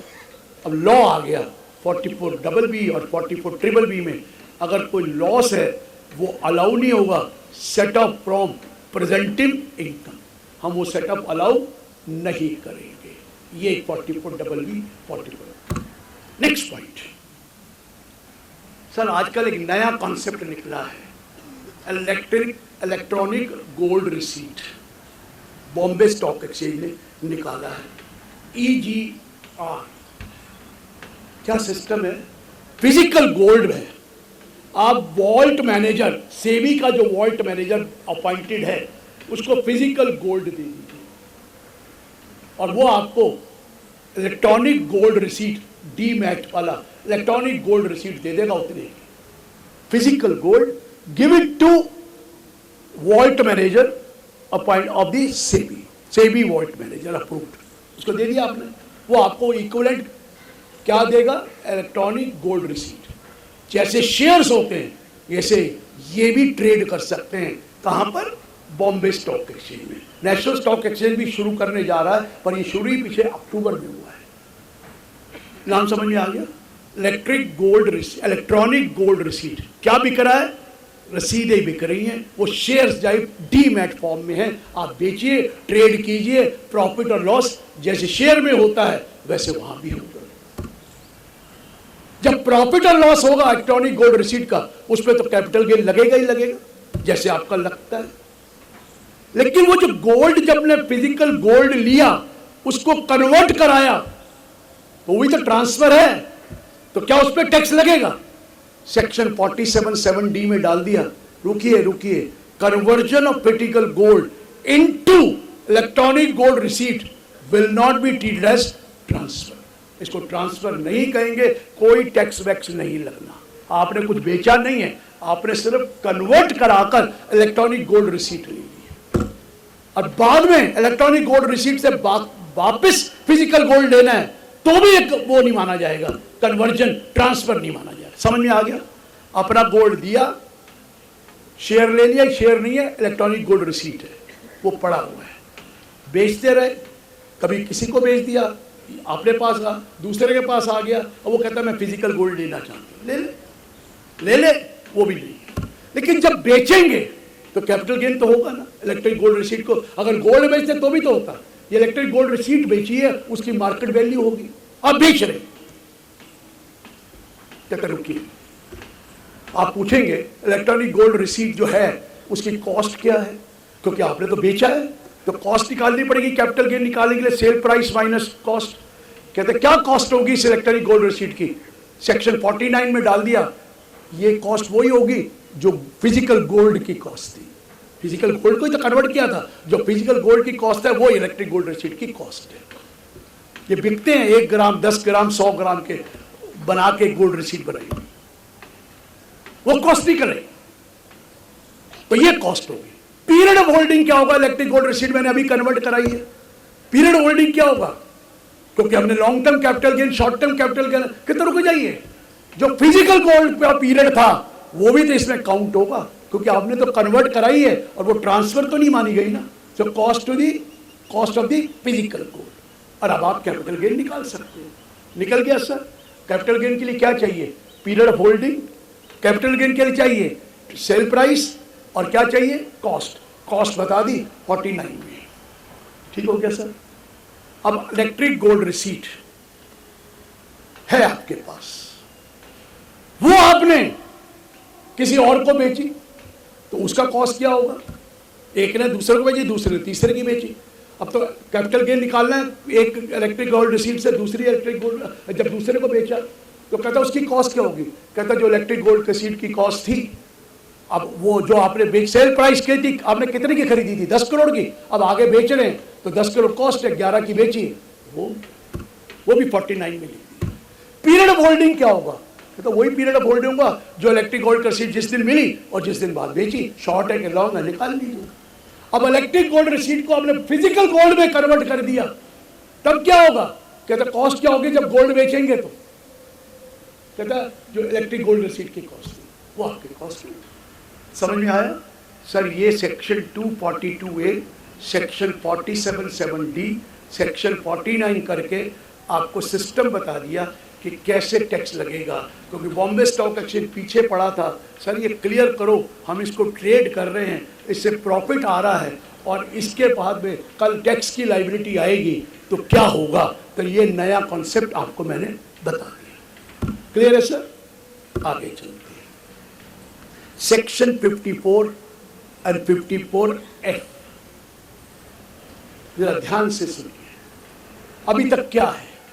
Any long-term capital gain arising from the transfer of a residential house property shall be exempt to the extent such capital gain is invested in the purchase of another residential house property within 1 year before or 2 years after, or in the construction of a new house property within a period of 3 years. यही है, and provided that new property should not be transferred within 3 years. यही लिखा है ना? जितना भी capital gain कमाते हैं घर बेचकर, अगर वो कैपिटल गेन आप लगा देते हैं दूसरी रेजिडेंशियल प्रॉपर्टी को, तब पूरा का पूरा माफ कर देंगे। कैपिटल गेन मैंने कंसीडरेशन ही कर, पूरा माफ कर। लोगों ने तो धंधा ही बना लिया, बड़े बड़े पैसेदार हैं, 5-5, 6-6 प्रॉपर्टी खरीद रखी है। एक रेजिडेंशियल हाउस प्रॉपर्टी बेची, कैपिटल गेन 15 करोड़ हुआ, दूसरी खरीद ली, 15 करोड़ लगा दिया, बाकी अपना पैसा घर ले लिया, जो कॉस्ट लगाई थी वो तो निकाल दिया ना, इंडेक्स कॉस्ट लगा दिया। फिर दूसरी बेची, उसको भी ऐसे किया। फिर जो नई खरीदी थी 3 साल बाद उसको फिर बेच दिया, और फिर कैपिटल गेन आया, फिर कैपिटल गेन लगाया, कॉस्ट निकाल ली। आप समझ रहे हैं, एक पैसा भी नहीं दिया और सारा का सारा आपका कैपिटल गेन माफ होता जा रहा है। एक प्रॉपर्टी बेचो, दूसरी खरीदो, एक प्रॉपर्टी बेचो, दूसरी खरीदो, मना नहीं, मना नहीं। ये करोड़ों रुपया लोगों ने कैपिटल गेन का एग्जेम्पशन लिया। अब उन्हें कहा, ये देखिए हम मना नहीं करते, लेकिन मैक्सिमम जो एग्जेम्पशन देंगे पर प्रॉपर्टी, मैं बाकी नहीं कह रहा, can not exceed 10 crore. 10 crore से ऊपर का एग्जेम्पशन नहीं देंगे अगर कैपिटल गेन का आया। मतलब अगर कैपिटल गेन 25 करोड़ है, आपने लगा दिया दूसरी प्रॉपर्टी में, तो 10 करोड़ का एग्जेम्पशन देंगे, बाकी 15 करोड़ रुपए में तो टैक्स देना ही पड़ेगा। अगर कैपिटल गेन 8 करोड़ है, 8 ही लगा दीजिए, पूरा माफ। 10 से ऊपर करेंगे तो हम 10 तक माफ करेंगे, उससे ऊपर नहीं करेंगे, ताकि कम से कम 10 बड़ा अमाउंट नहीं है। कहते छोटे आदमी को चाहिए कि घर पुराना बेच रहा है, नया खरीद रहा है, तो उसको कैपिटल गेन हुआ, चलो जो पैसे उसको कॉस्ट लगाई थी वो इंडेक्स कॉस्ट घर मिल गई, उसको जरूरत है, बेटी की शादी करनी है, जो भी करना है चाहिए, और बाकी कैपिटल गेन का एक नया घर ले लिया। पर्पस तो यही था। तो ये तो उन्होंने 10 करोड़ की लिमिट लगा दी है 54 में, पहले से ऐसा नहीं था। क्लियर हो गया सर? 10 करोड़ की लिमिट। अब एक और सेक्शन भी है 54 है, वो क्या कहता है, you sell any capital asset other than residential house property and there is a long term capital gain, उससे लॉन्ग टर्म कैपिटल गेन हुआ है, तो हम वो पूरा का पूरा लॉन्ग टर्म कैपिटल गेन माफ कर देंगे, provided you invest the entire net consideration price in a purchase of a residential house property provided you do not own more than one house property। मतलब आपने शेयर्स बेचे, 15 करोड़ के share बेचे, capital gain हुआ, suppose 15 crore के share में आपको 9 करोड़ रुपया कैपिटल गेन हो गया। अगर आपने 9 करोड़ रुपए की एग्जेम्पशन लेनी है, पूरा 15 करोड़ रुपया आपको इन्वेस्ट करना पड़ेगा, किसमें? House property. 15 कर दिए, 9 का एग्जेम्पशन, लेकिन आपने 12 किया तो 9 करोड़ इंटू 12/15 मिलेगा। That is long term capital gain into amount invested divided by net consideration price. कितना लॉन्ग टर्म कैपिटल था? 9 करोड़ था। 9 इंटू लगाया कितना? 12। टोटल कितनी थी? 15, 12। अब मैंने 9 ही लगाया, 54 में तो पूरा 9 माफ हो जाता था। यहाँ क्या होगा? 9 इंटू 9 डिवाइडेड बाई 50। क्लियर है सर?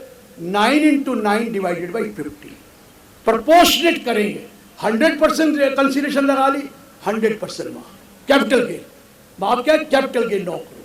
अगर 70% कंसिडरेशन प्राइस, 70% कैपिटल गेन माफ। 40% लगा तो 40% माफ। क्लियर हो गया? अब क्या कहा है? लुक हियर, अगर आपने बेचा है तो जो अमाउंट इन्वेस्टेड करना है वो 10 करोड़ से ऊपर कर ही नहीं सकते। अब करें, हम 10 करोड़ तक का करेंगे। मतलब क्या हुआ? मेरा 9 करोड़ रुपया प्रॉफिट आया, मैंने 15 करोड़ लगा दिया, तो मुझे एग्जेम्पशन क्या मिलेगी? 9 इंटू 15/15 नहीं मिलेगी, 9 इंटू 10/15 मिलेगी। मैंने 12 करोड़ लगा दिया, 9 इंटू 12/15 मिलेगी। मैंने 11 करोड़ लगाया, 9 इंटू 11/15 मिलेगी। मैंने 9 लगाया तो 9 इंटू 9/15 मिलेगी। मतलब वो 10 रह जाएगा। 10 से ऊपर वाले का अमाउंट इन्वेस्टेड इग्नोर कर देंगे। 10 से ऊपर जितना भी अमाउंट इन्वेस्टेड है, मतलब न्यूमरेटर 10 से ऊपर नहीं होगा, डिनोमिनेटर तो जो नेट कंसिडरेशन प्राइस है multiplied by long term capital gain. ये क्लियर हुआ सर? Is it clear? ये आया है जो मैंने आपको बताया, जिसका आपको 54 दोनों बता। टेक्निकल एक और चीजें बता दूं, फिर आपको लाता हूं, क्योंकि आप नई इंटरेस्टिंग चीजें भी बताऊंगा। देखिए, हमारे यहाँ लॉ है, सेल्फ जनरेटेड एसेट को हम कॉस्ट निल मान रहे हैं। किस आइटम की? गुडविल ऑफ ए बिजनेस और a profession, right to carry on right to carry on any business, right to manufacture or produce an article, tenancy right, loom hours, इन सब का हमने क्या किया हुआ है? अगर सेल्फ जनरेटेड है तो कॉस्ट निल है। अगर इंटेंजिबल एसेट है जो ऊपर कवर्ड नहीं है, उसका क्या होगा? कल कहेंगे कि ये तो हमने ये बेची है, ये तो कवर्ड नहीं है, निल है, तो हम तो श्रीनिवासा शेट्टी की सुप्रीम कोर्ट लगाकर कहेंगे कंप्यूटेशन प्रोविजन फेल और कोई कैपिटल गेन टैक्स नहीं लगेगा। इस साल उन्होंने इंटेंजिबल एसेट और any other right which is not covered को कह दिया अगर वो सेल्फ जनरेटेड है तो उसकी कॉस्ट भी निल होगी। निल होगी तो आपको। अब एक और खतरनाक प्रोविजन सुनिए सर, ये बहुत खतरनाक एंजल प्रोविजन टैक्स आया है। आपको पता है 56 सबसेक्शन 2 क्लॉज 7B है कि अगर एक company in which public are not interested substantial, वही closely held company, unlisted company भी हो सकती, कोई शेयर इशू करती है। पहले तो हमारे जमाने में 10 रुपए का शेयर 990 रुपए प्रीमियम पे बिकता था। शुरू तो कलकत्ता से हुआ था, गंगोत्री तो वो थी, लेकिन बहती तो पूरी कंट्री में थी। कितना कितना प्रीमियम पे शेयर बेचते थे। अरे नई कंपनी बनी है और 990 रुपए प्रीमियम, ऐसी तो कमाल की कंपनी थी। It can only happen in India. ये होता रहा। फिर लोगों ने बना दिया कि कोई भी अनलिस्टेड कंपनी शेयर इशू करेगी, पहले तो फेस वैल्यू से ऊपर करेगी, but it can not exceed more than the fair market value of that share. अगर फेयर मार्केट वैल्यू से ऊपर करेंगे तो difference between the issue price and fair market value वो कंपनी की इनकम मान ली जाएगी। यही आया था 7B में। Issue to resident, resident word था, रेजिडेंट को शेयर इशू किए, फेयर मार्केट वैल्यू 11(u)(2) में निकाली, वो 25 रुपए आ रही है, और आपने 50 रुपए का इशू कर दिया, 60 रुपए का कर दिया, तो कहता था नहीं 25 से ऊपर नहीं करेंगे, 60 का करेंगे तो 60 - 25 35 पर शेयर वो कंपनी की इनकम मान ली, not more than fair market में। ये आया था provided it is issued to resident, non resident का नहीं था। तो नॉन रेजिडेंट बहुत पैसा इन्वेस्ट करते थे, उनको कहते थे सारा प्रीमियम दिखा दो, बाकी तो शेयर वैल्यू तो 10 रुपए है, 500 दे दो। कोई लॉ ही नहीं है। फैमा में लिखा हुआ है कि नॉन रेजिडेंट यहां पर इन्वेस्ट कर सकते हैं शेयर में, लेकिन मार्केट वैल्यू से कम पे नहीं कर सकते, लेकिन मार्केट वैल्यू से ज्यादा से तो कर सकता है। जितना पैसा बाहर से आ रहा है वी वेलकम, हमें क्या दिक्कत है। फैमा कहता है कम पे नहीं आना, हमारा पैसा जाए नहीं, वहां से ज्यादा आ सकता है। इस साल क्या किया है, वर्ड रेजिडेंट हटा दिया है। मतलब अब आप शेयर रेजिडेंट को इशू करें या नॉन रेजिडेंट को इशू करें, kindly note it can not be issued for a price more than the fair market value determined as per section 11A UA subsection 2 rules rule 11 UA sub rule 2। उससे ज़्यादा पे करेंगे तो बाकी tax company को लग जाए। सर ये खतरनाक प्रोविजन आया है। अब आपको पैसा जो बाहर से आता था, किसी भी फॉर्म में आता था, हम ले लेते थे शेयर प्रीमियम करके, अब मार्केट वैल्यू से ऊपर आप नहीं लेंगे। फैमा अलाउ करता है, फैमा कहता है मार्केट वैल्यू से कम पे नहीं होगा, इनकम टैक्स मार्केट वैल्यू से ज़्यादा पे नहीं होगा, तो बाकी पे टैक्स तो क्लियर हो गया। सर ये ध्यान रखना, ये 1 अप्रैल 2024 से आ गया है, आने जा रहा है, या 24-25 असेसमेंट ईयर, प्रीवियस ईयर 23-24 से आ रहा है। क्लियर हुआ सर। 56 सबसेक्शन 2 क्लॉज 7B मैंने आपको, मैं अभी 70-79 ले देता। हमारे मोदी जी में बहुत हिम्मत है और कुछ ना कुछ कर देते हैं। इस बार भी कर दिया। क्या कर दिया? 80G सेक्शन है सर। 80G सेक्शन में लिखा है कुछ 3 आदमी हैं जिनको डोनेशन दें तो पूरी माफ होती है, डिडक्शन अलाउ होती है 100%। मोदी ने कहा ये नाम वाली तो हटानी ही पड़ेगी। कौन से वो 3 है? Jawaharlal Nehru memorial fund, Indira Gandhi memorial trust, Rajiv Gandhi foundation. कह दिया 1 अप्रैल 2023 के बाद अगर इनको डोनेशन देंगे तो आपको कोई भी डिडक्शन नहीं मिलेगी। ये कह दिया, हिम्मत की है। मैं घबराया, मैंने कहा पार्लियामेंट में शोर ही नहीं मचा, ये कैसे हो सकता है। बाद में देखा वहां तो लिखा हुआ है section 80G subsection 1 clause IV, clause VI और क्लॉज 7 डिलीटेड। उन बेचारों को क्या पता ये क्या है। बात समझ गए? ये डिलीट कर दी। अब कहां से पता लगेगा? अब जब देखेंगे, किसी से पूछेंगे, तब समझ में आएगा। फिर पार्लियामेंट में क्या होगा? राजनीति से किया गया है। वो कहता पर्सनल नाम से क्यों आ रहे हैं ये? मैं तो सोच रहा था कहीं अगला एक और फंड ना बन जाए थोड़े दिनों में। अब नहीं बनेगा। इनको कोई डिडक्शन नहीं देंगे 1 अप्रैल 2023 से। ये तीनों नाम हटा दिए गए। हाँ, प्राइम मिनिस्टर को दो, प्राइम मिनिस्टर रिलीफ फंड, प्रधानमंत्री योजना, ये तो नाम है ना, ये कोई किसी का पर्सनल नाम तो नहीं है ना। चीफ मिनिस्टर फंड दीजिए उनको, but I will not allow you in the name of a specified person. उनका नाम क्यों डाला गया है? जवाहरलाल नेहरू मेमोरियल फंड को अब डोनेशन माफ नहीं होगी, डिडक्शन नहीं मिलेगी। Prime minister Indira Gandhi memorial trust का डिडक्शन नहीं मिलेगा और राजीव गांधी फाउंडेशन का डिडक्शन आगे से नहीं मिलेगा। ये क्लियर हो गया सर। 80G में अब ये डिडक्शन आपको नहीं मिलेगा। क्लियर है सर? आगे चलते हैं। अब जिससे मैंने शुरू किया था वहां आ रहा हूं।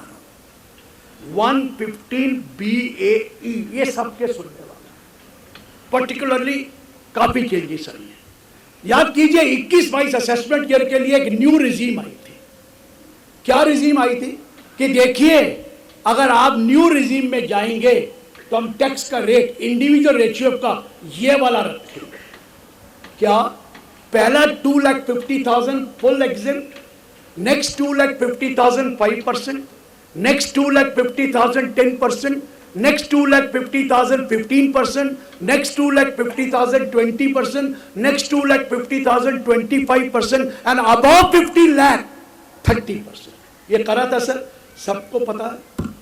ये रेट ऑफ टैक्स बताया था, लेकिन कहा था रुको जाइए, अगर ये वाला रेट लेना है तो ये वाली एग्जेम्पशन और ये वाली डिडक्शन हम आपको नहीं देंगे। जैसे सैलरी वाले को कह दिया आपको HRA की हाउस रेंट अलाउंस की एग्जेम्पशन नहीं मिलेगी अगर नई स्कीम में जाना है। आपको LTC लीव ट्रेवल कंसेशन की एग्जेम्पशन नहीं मिलेगी। आपको जो लोन लेते हैं वो सैलरी वाला स्टैंडर्ड डिडक्शन जो पहले वाले की बात कर रहा, कोई भी सेक्शन 16 की डिडक्शन नहीं देंगे।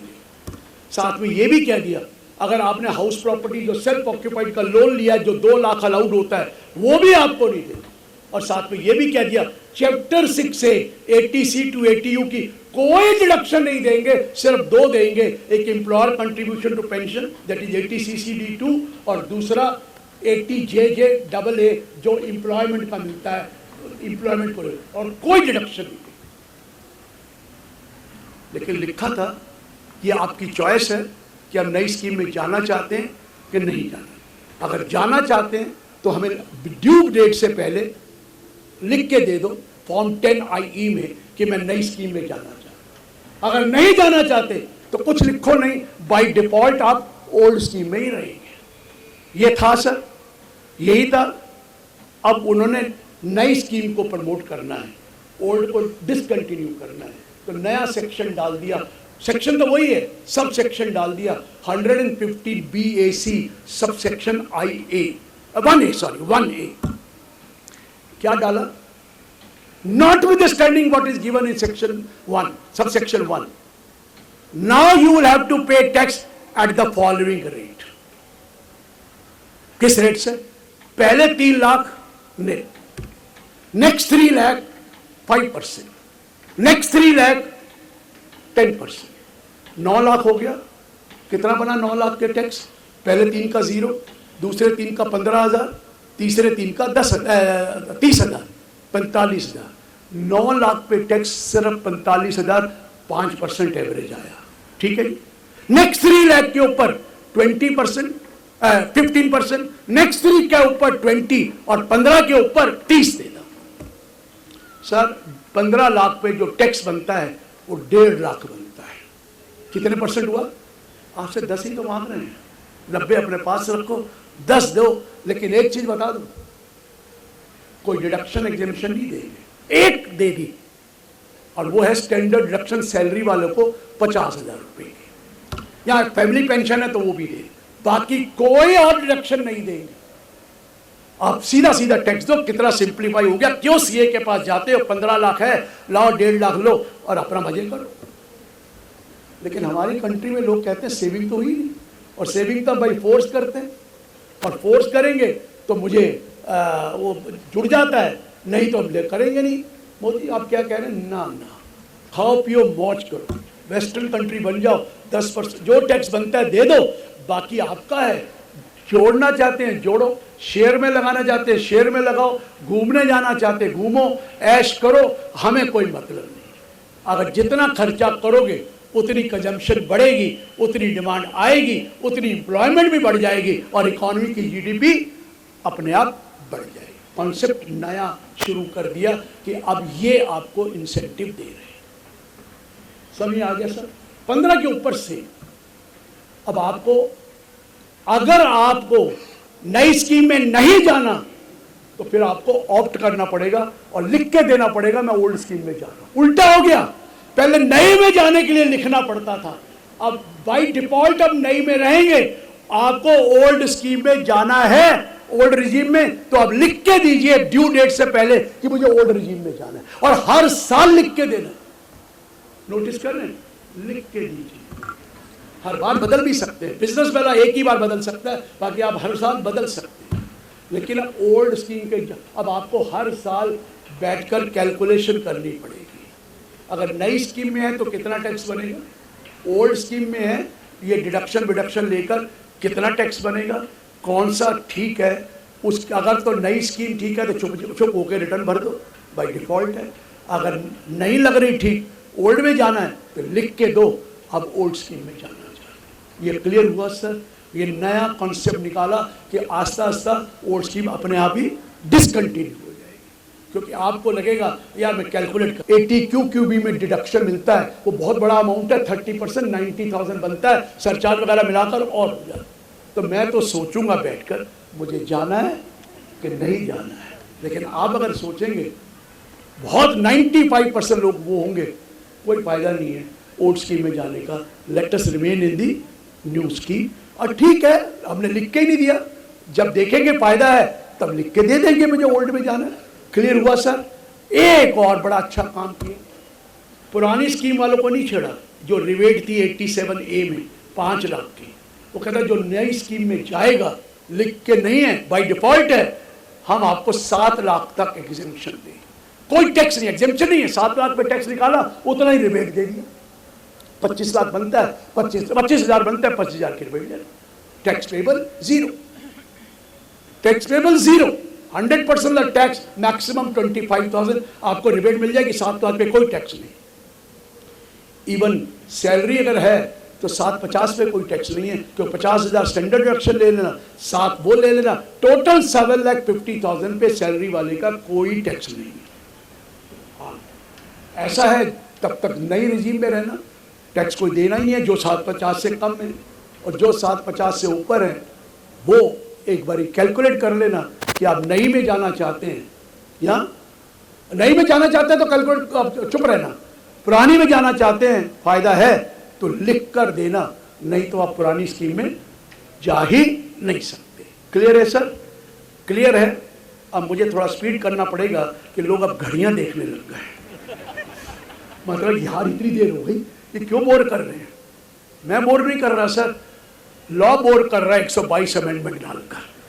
तो अगली वाली सुन, आपको पता कंपनी जो मैन्युफैक्चरिंग कंपनी है उसके लिए आपको पता 15% टैक्स कर दिया था मैन्युफैक्चरिंग वाली, नॉन मैन्युफैक्चरिंग की तो 22 कर दिया है, मैन्युफैक्चरिंग की 15% प्लस 10% सरचार्ज किया हुआ है, if certain conditions are satisfied.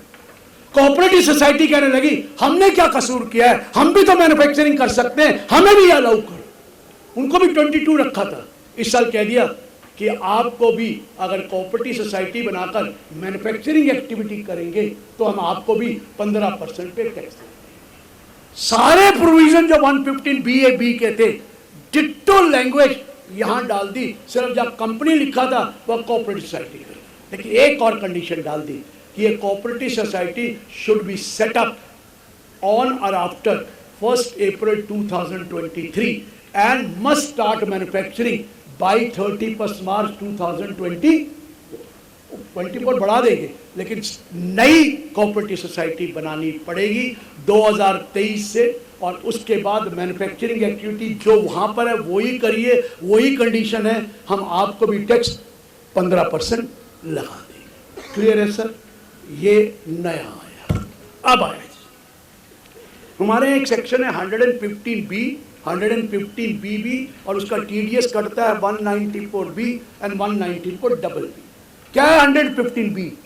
Winning of lottery, cross puzzle, races including horses, card game or any other game or gambling or any activity is liable to be tax at the rate of 30%। वो 115B में लिखा है। 115BB में लिखा है winning of a horse race is taxable at a rate of 30%, no deduction, no expense, no loss is allowed, total gross amount 30% लगता है। कौन बनेगा करोड़पति? ये भी तो गेम है ना, तो 30% टैक्स लगता है, एनी गेम। लेकिन उनका ये क्या हो रहा है, आजकल बहुत ऑनलाइन गेमें शुरू हो गई हैं और उसमें कई पैसे मिलने लग गए हैं और वो लोग छुपा रहे हैं। इसलिए ऑनलाइन गेम के लिए सेपरेट सेक्शन डाल देते हैं और सेपरेट TDS के प्रोविजन डाल देते हैं। और जब सेपरेट TDS के प्रोविजन डालेंगे, जो पर्सन पेमेंट करेगा TDS काटेगा, और TDS काटते ही उसको इनकम दिखानी पड़ेगी। क्लियर? समझ में आ रहा है मैंने क्या कहा?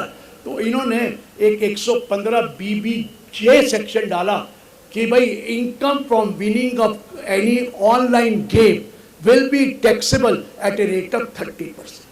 क्लियर हुआ? और उधर कर दिया 194BA में that tax is to be deducted on the winning of person responsible for making payment of winning of the online game will be under an obligation to deduct tax at the rate of 30%। अब ये online gaming की जो लोग पैसे मार जाते थे, अब उनको दिखाने पड़ेंगे, क्योंकि रिस्पॉन्सिबल पर्सन को 30% काटना पड़ेगा और आपके उसके 26 में आ जाएगा, तो आपको तो इनकम दिखानी पड़ेगी। क्लियर है सर? अब थोड़ा सा कान खोल लो, ये बहुत इंपॉर्टेंट प्रोविजन बड़ी मुश्किल से कराया है। जरा सुनिए सर, ये सुनने वाला है। देखिए, कई गवर्नमेंट कॉन्ट्रैक्टर है, पहले शुरू यहां से कर रहा हूं, बाकी सब लूंगा। गवर्नमेंट कॉन्ट्रैक्टर है, गवर्नमेंट को सप्लाई कर रहे हैं, सर्विस रेंडर कर रहे हैं। आपने सर्विस कर रेंडर करी, कॉन्ट्रैक्ट का दिया, 3 करोड़ रुपए का कॉन्ट्रैक्ट कंप्लीट किया। गवर्नमेंट में मर्केंटाइल सिस्टम ऑफ अकाउंटिंग नहीं है, कैश सिस्टम ऑफ अकाउंटिंग है, सिंगल एंट्री सिस्टम है। गवर्नमेंट जब पेमेंट करती है तब TDS काटती है, पहले TDS नहीं काटती। पेमेंट साल बाद भी दे सकती है, 2 साल बाद भी दे सकती है, TDS कब करता है? लेकिन मैंने इनकम तो इस साल दिखाई है, मेरी तो सेल इस साल हुई है और मुझे तो उसके ऊपर टैक्स देना है, और मेरे 26 में तो है नहीं, मुझे उसका टैक्स दे दिया। 2 साल बाद गवर्नमेंट ने पेमेंट करी 3 करोड़ रुपया और 6 लाख रुपया TDS काट लिया। 2 साल बाद या 3 साल बाद या 1 साल बाद, अगले साल मैं तो इसके ऊपर टैक्स दे चुका हूं ऑलरेडी, क्योंकि मेरा तो मर्केंटाइल सिस्टम था, मैंने उसमें टैक्स दे दिया। और मेरे 26 में 3 करोड़ आया और साथ में 6 लाख रुपया TDS लिखा हुआ। 2 साल के बाद या 1 साल के बाद वो कहेंगे बताओ इससे टैक्स आपने इनकम नहीं ली, ये TDS है, 26 भी दिखा रहा है। तो हमें प्रॉब्लम आती थी, वो कहते थे इसका तो ये हमारी तो इनकम ही नहीं है, हम तो दिखा सकें, 2 साल पहले दिखा दिए, 3 साल पहले दिखा दिए, हमें नहीं पता है। अब एक नया सेक्शन डाल दिया है। दूसरा भी सुनिए, कई बार ऐसा भी होता है इसने TDS नहीं काटा, आपकी इनकम थी, आपने दिखा दी, उसके बाद में 1 साल बाद TDS काट लिया। कोई नॉन गवर्नमेंट वाला भी है, क्योंकि उसको खर्चा डिसअलाउ हो रहा था 30%, उसने TDS काट लिया और आपके 26 में आ गए। अब फिर वही बात, मैंने तो इनकम दिखा दी है, और TDS का क्रेडिट तो तब मिलता है जिस साल इनकम दिखाओ, इनकम तो पुरानी दिखा दी, अब क्रेडिट कैसे मिले? बहुत झगड़े हो रहे थे। अब लॉ एक सेक्शन ले आया 155 सबसेक्शन 20। जब वो पार्टी TDS कम कटाकर जमा करा देगी, आपको बता देंगे, आप एक एप्लीकेशन देंगे असेसिंग ऑफिसर को कि देखिए ये TDS इस साल का कटा है, लेकिन ये इनकम मैंने उस साल दिखाई, उसका प्रूफ ये है, और ये पेमेंट अब TDS कटा है, काइंडली इसको मेरा रेक्टिफिकेशन करिए पुराना, और मुझे ये TDS वापस करिए, क्योंकि मैं ऑलरेडी इसके ऊपर टैक्स दे चुका हूँ। समझ में आ रहा है? ये आप अप्लाई कर सकते हैं जब आपको ये TDS कट गया, विद इन 2 ईयर्स अप्लाई कर दीजिए, या तो इमीडिएटली कर दीजिए या विद इन 2 ईयर्स कर दें, तो हम आपको प्रोसेस करके रेक्टिफिकेशन करके TDS वापस कर दें। अच्छा प्रोविजन नहीं है। और ये रोजाना झगड़े होते थे कि भाई वो तो TDS का क्रेडिट कैसे मिले, और 26S दिखा रहा है कि भैया ये मेरी इनकम है, और ये इनकम तो मैंने पहले सालों में दिखाई हुई है। अब आप कहेंगे मेरा इंटरेस्ट भी दो, मैं तो टैक्स दे रखा है। कहते नहीं, TDS अब जमा हुआ है, अब आप एप्लीकेशन दे दो। जिस दिन एप्लीकेशन दोगे वहां से लेकर जब टैक्स वापस मिलेगा उसका इंटरेस्ट दे, क्योंकि हमें तो अभी मिला है ना, हम उसका इंटरेस्ट, वो जो पैसा आपने दिया वो तो आपकी ड्यूटी थी देना, ये रिफंड आप लें। ये क्लियर हुआ सर? ये बहुत अच्छा प्रोविजन है, ये बहुत केसेस में आता है। हमारा तो उल्टा प्रोविजन है। हमारा उल्टा क्या है, हम कैश सिस्टम ऑफ अकाउंटिंग करते हैं, हमारा client mercantile system of accounting करता है, वो हमारा TDS काट लेता है, लेकिन हमने वो इनकम दिखाई नहीं है। तो फिर मैंने प्रोविजन कराया था कि उसको कैरी फॉरवर्ड करिए, और जिस साल आप उसको फिर ब्रॉड फॉरवर्ड करके आप अपनी इनकम दिखा दो। ये तो ऑलरेडी है। अब ये उल्टा वाला है कि इसमें आपने टैक्स दे दिया है और बाद में TDS कटा है, तो उसका वापस लेना है तो रिकम्प्यूटेशन कराकर रेक्टिफिकेशन 154 में कराइए और आपको TDS वापस मिल जाएगा। ये बहुत अच्छा प्रोविजन जो आया मैंने बता दिया है। अब 4-5 प्रोविजन लूंगा। मुझे लग रहा है कि आप थक गए, मैं तो थकता ही नहीं, पता नहीं क्या हो गया। कल मैंने 8 लेक्चर दिए, सवेरे 3 दे के आया हूँ, ये चौथा आज है, और कल फिर कलकत्ते पहुँचूँगा। लेकिन क्या है, ये नशा है सर, ये नशा बड़ा खराब है। जिस दिन फ़ोन नहीं कहीं से आता, लगता है मैं तो ये तो पॉपुलर ही ख़त्म हो गया, मुझे कोई जानते ही नहीं। 1-2 फोन तो आने चाहिए मुझे बुलाने वाले। ये नशा कहते हैं इसको। ये नशे सबको होता है। ये देखिए इतनी इतनी बिल्डिंगें बनी हैं, यहाँ पर सेक्रेटरी साहब बैठे हैं, किसके? राजपथ क्लब के। अगली बार फिर इलेक्शन लड़ेंगे। नशा है सर, चाहे रोज गालियां पड़ती, नशा है। काम करना है, हमने तो सेवा करनी है। ये देखिए सारे इलेक्शन लड़ने वाले, ये लड़ते रहेंगे। पहले ब्रांच के चेयरमैन बने, फिर रीजनल काउंसिल में आए, अब सेंट्रल काउंसिल में आए हैं, अब प्रेसिडेंट की तरफ नजर आ रही है ना नशा। लेकिन इनको, इन नशे वाले इनको भी नशा है, लेकिन इनको गालियां खाने का नशा है और मुझे तालियां खाने का नशा है। पर इतना फर्क है, नशा सबको, ये नशा ही करते हैं। ये नशा बहुत अच्छा है, सेवा का भाव है। बाकी तो ध्यान रहता है, नींद नहीं आती जब तक कोई फोन ना आए, यार ये क्या हुआ, ये क्या हुआ, आज तो बुलाया ही नहीं गया। फिर मुझसे पूछते कितने किए? 8। बड़ा खुशी होती है यार, और पीछे देखा था पागल है, 8 लेक्चर करके क्या कर रहा है। नशे की कोई कीमत नहीं होती सर, जुनून है, जुनून की कोई कीमत नहीं होती, कुछ नहीं कह सकते। इस उम्र में मैं 77 होने वाला हूँ, और फिर भी मैं 12-12 घंटे लेक्चर दे सकता हूँ। मैंने ये क्यों यूज किया? सर योगा शुरू कर दीजिए, योगा बहुत अच्छी चीज है, कोई पैसा नहीं खर्च होता, खुद ही करिए।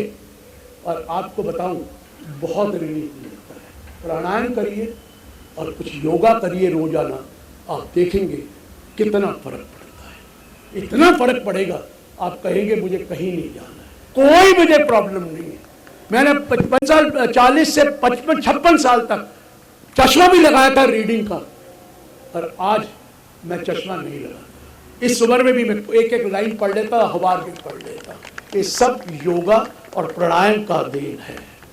और बाई चांस मेरी तो एसोसिएशन भी हो गई, स्वामी रामदेव जी का बात आपको पता ही है, मैं तो उनके बोर्ड में भी हूँ।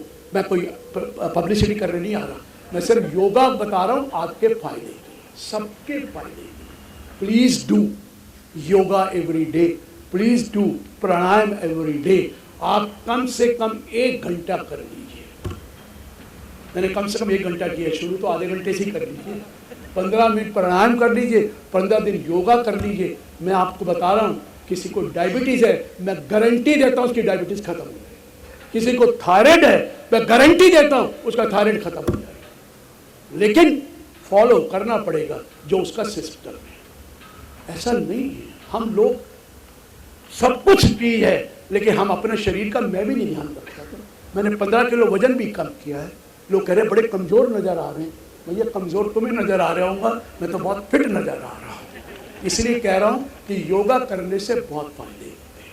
तो मैं वापस आ रहा हूँ कि एक तो असेसमेंट स्क्रूटनी असेसमेंट होती थी, उसके 9 महीने कर दिए थे, ये दोबारा 12 महीने कर दिए। 22-23 का जो टाइम बार्ड पीरियड होगा वो 12 मंथ्स होगा, 9 मंथ्स नहीं होगा। पीछे 9 मंथ कर दिया था ना, दोबारा 12 कर दिया। इवन अपडेटेड रिटर्न का टाइम पीरियड होगा 12 month from the end of the financial year in which updated return is filed. मैंने कहा था कि अपडेटेड रिटर्न हमसे गलती हो गई, कोई रिटर्न में कुछ छोड़ गए और आप पेनल्टियां लगाएंगे। वो खुद चाहता कि मैं टैक्स देना तो अपडेटेड रिटर्न अलाउ कर दूं, लेकिन हमने कहा था 10% 1 साल के लिए और 2 साल हो तो 15 लगाना, लेकिन उन्होंने माना नहीं, 25 और 50 कर दिया, जो थोड़ा सा चुभता है। लेकिन फिर भी अपडेटेड रिटर्न एक बहुत बड़ा अच्छा कॉन्सेप्ट है कि आपको कोई पेनल्टी नहीं लगेगी, सिर्फ जो टैक्स देना पड़ा और इंटरेस्ट देना पड़ा और आप छूट जाएंगे, अननेसेसरी आप परेशान होते हैं। गलती तो इंसान करता ही रह ही जाती है और उसको ठीक करनी है अपडेटेड रिटर्न।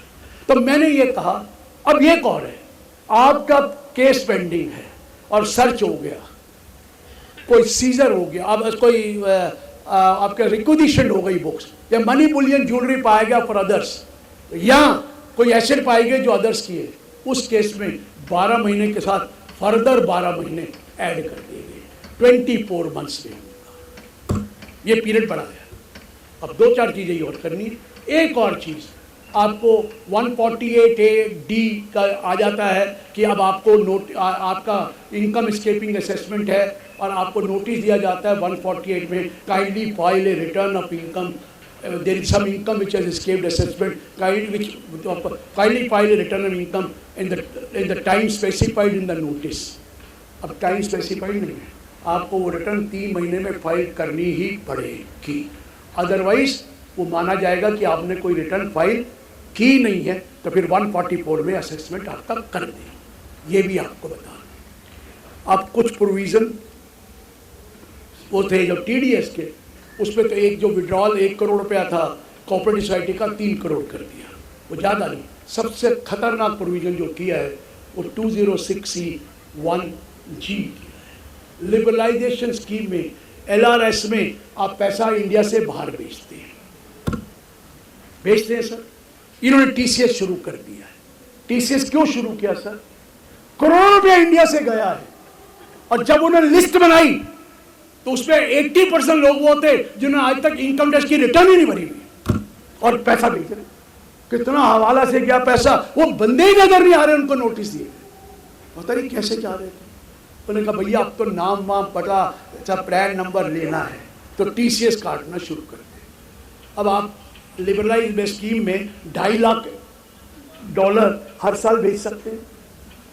अगर आपने अपने बच्चे को बाहर पढ़ाया है और पैसा, या कोई मेडिकल के लिए बाहर जा रहे हैं तो बच्चे को पढ़ाया है, उस केस में अगर लोन लिया है और लोन लेके भेजा है तो TCS कटेगा 0.5%, छोटा सा अमाउंट, ताकि उनके पास रिकॉर्ड रहे कि आपने भेजा और लोन लिया हुआ है तो चेक कर लेंगे। अगर लोन नहीं लिया है फिर भी भेजा है तो 5% TCS कटेगा फॉर मेडिकल एंड एजुकेशन। और गुजराती तो बहुत बाहर पैकेज टूर में जाते हैं, घूमते ही रहते हैं, बहुत जाते हैं, पैकेज टूर बहुत करते थे। तो लास्ट टाइम आ गया था 5% TCS कलेक्ट होगा, 5%, अब कह दिया 20% होगा, 20% TCS होगा। अब आपका पैकेज टूर 2 लाख का है तो 40,000 रुपये TCS और मांगेगा, वो 40,000 का आप बाद में क्रेडिट ले लें। और किसी और कारण भेजा है तो भी 20% TCS कटेगा। सपोज मैं अपने बेटी को पैसे भेजना चाहता हूँ, मेडिकल के लिए, एजुकेशन के लिए नहीं, वो है मेंटेनेंस के लिए, वैसे ही गिफ्ट देना चाहता हूँ, हालांकि माफ है, लेकिन मैं LRS में भेजा हूँ। अगर 1 करोड़ भेजना चाहता हूँ तो 20 लाख रुपया वो टीसीएस से मांगेगा। 1 करोड़ 20 हो गया, वो करोड़ रुपया तो उसको टैक्स नहीं लगना, मुझे तो 20 लाख लेने के लिए टीसीएस का क्रेडिट लेना पड़ेगा। कितना ज्यादा अमाउंट है सर, कई पैसे।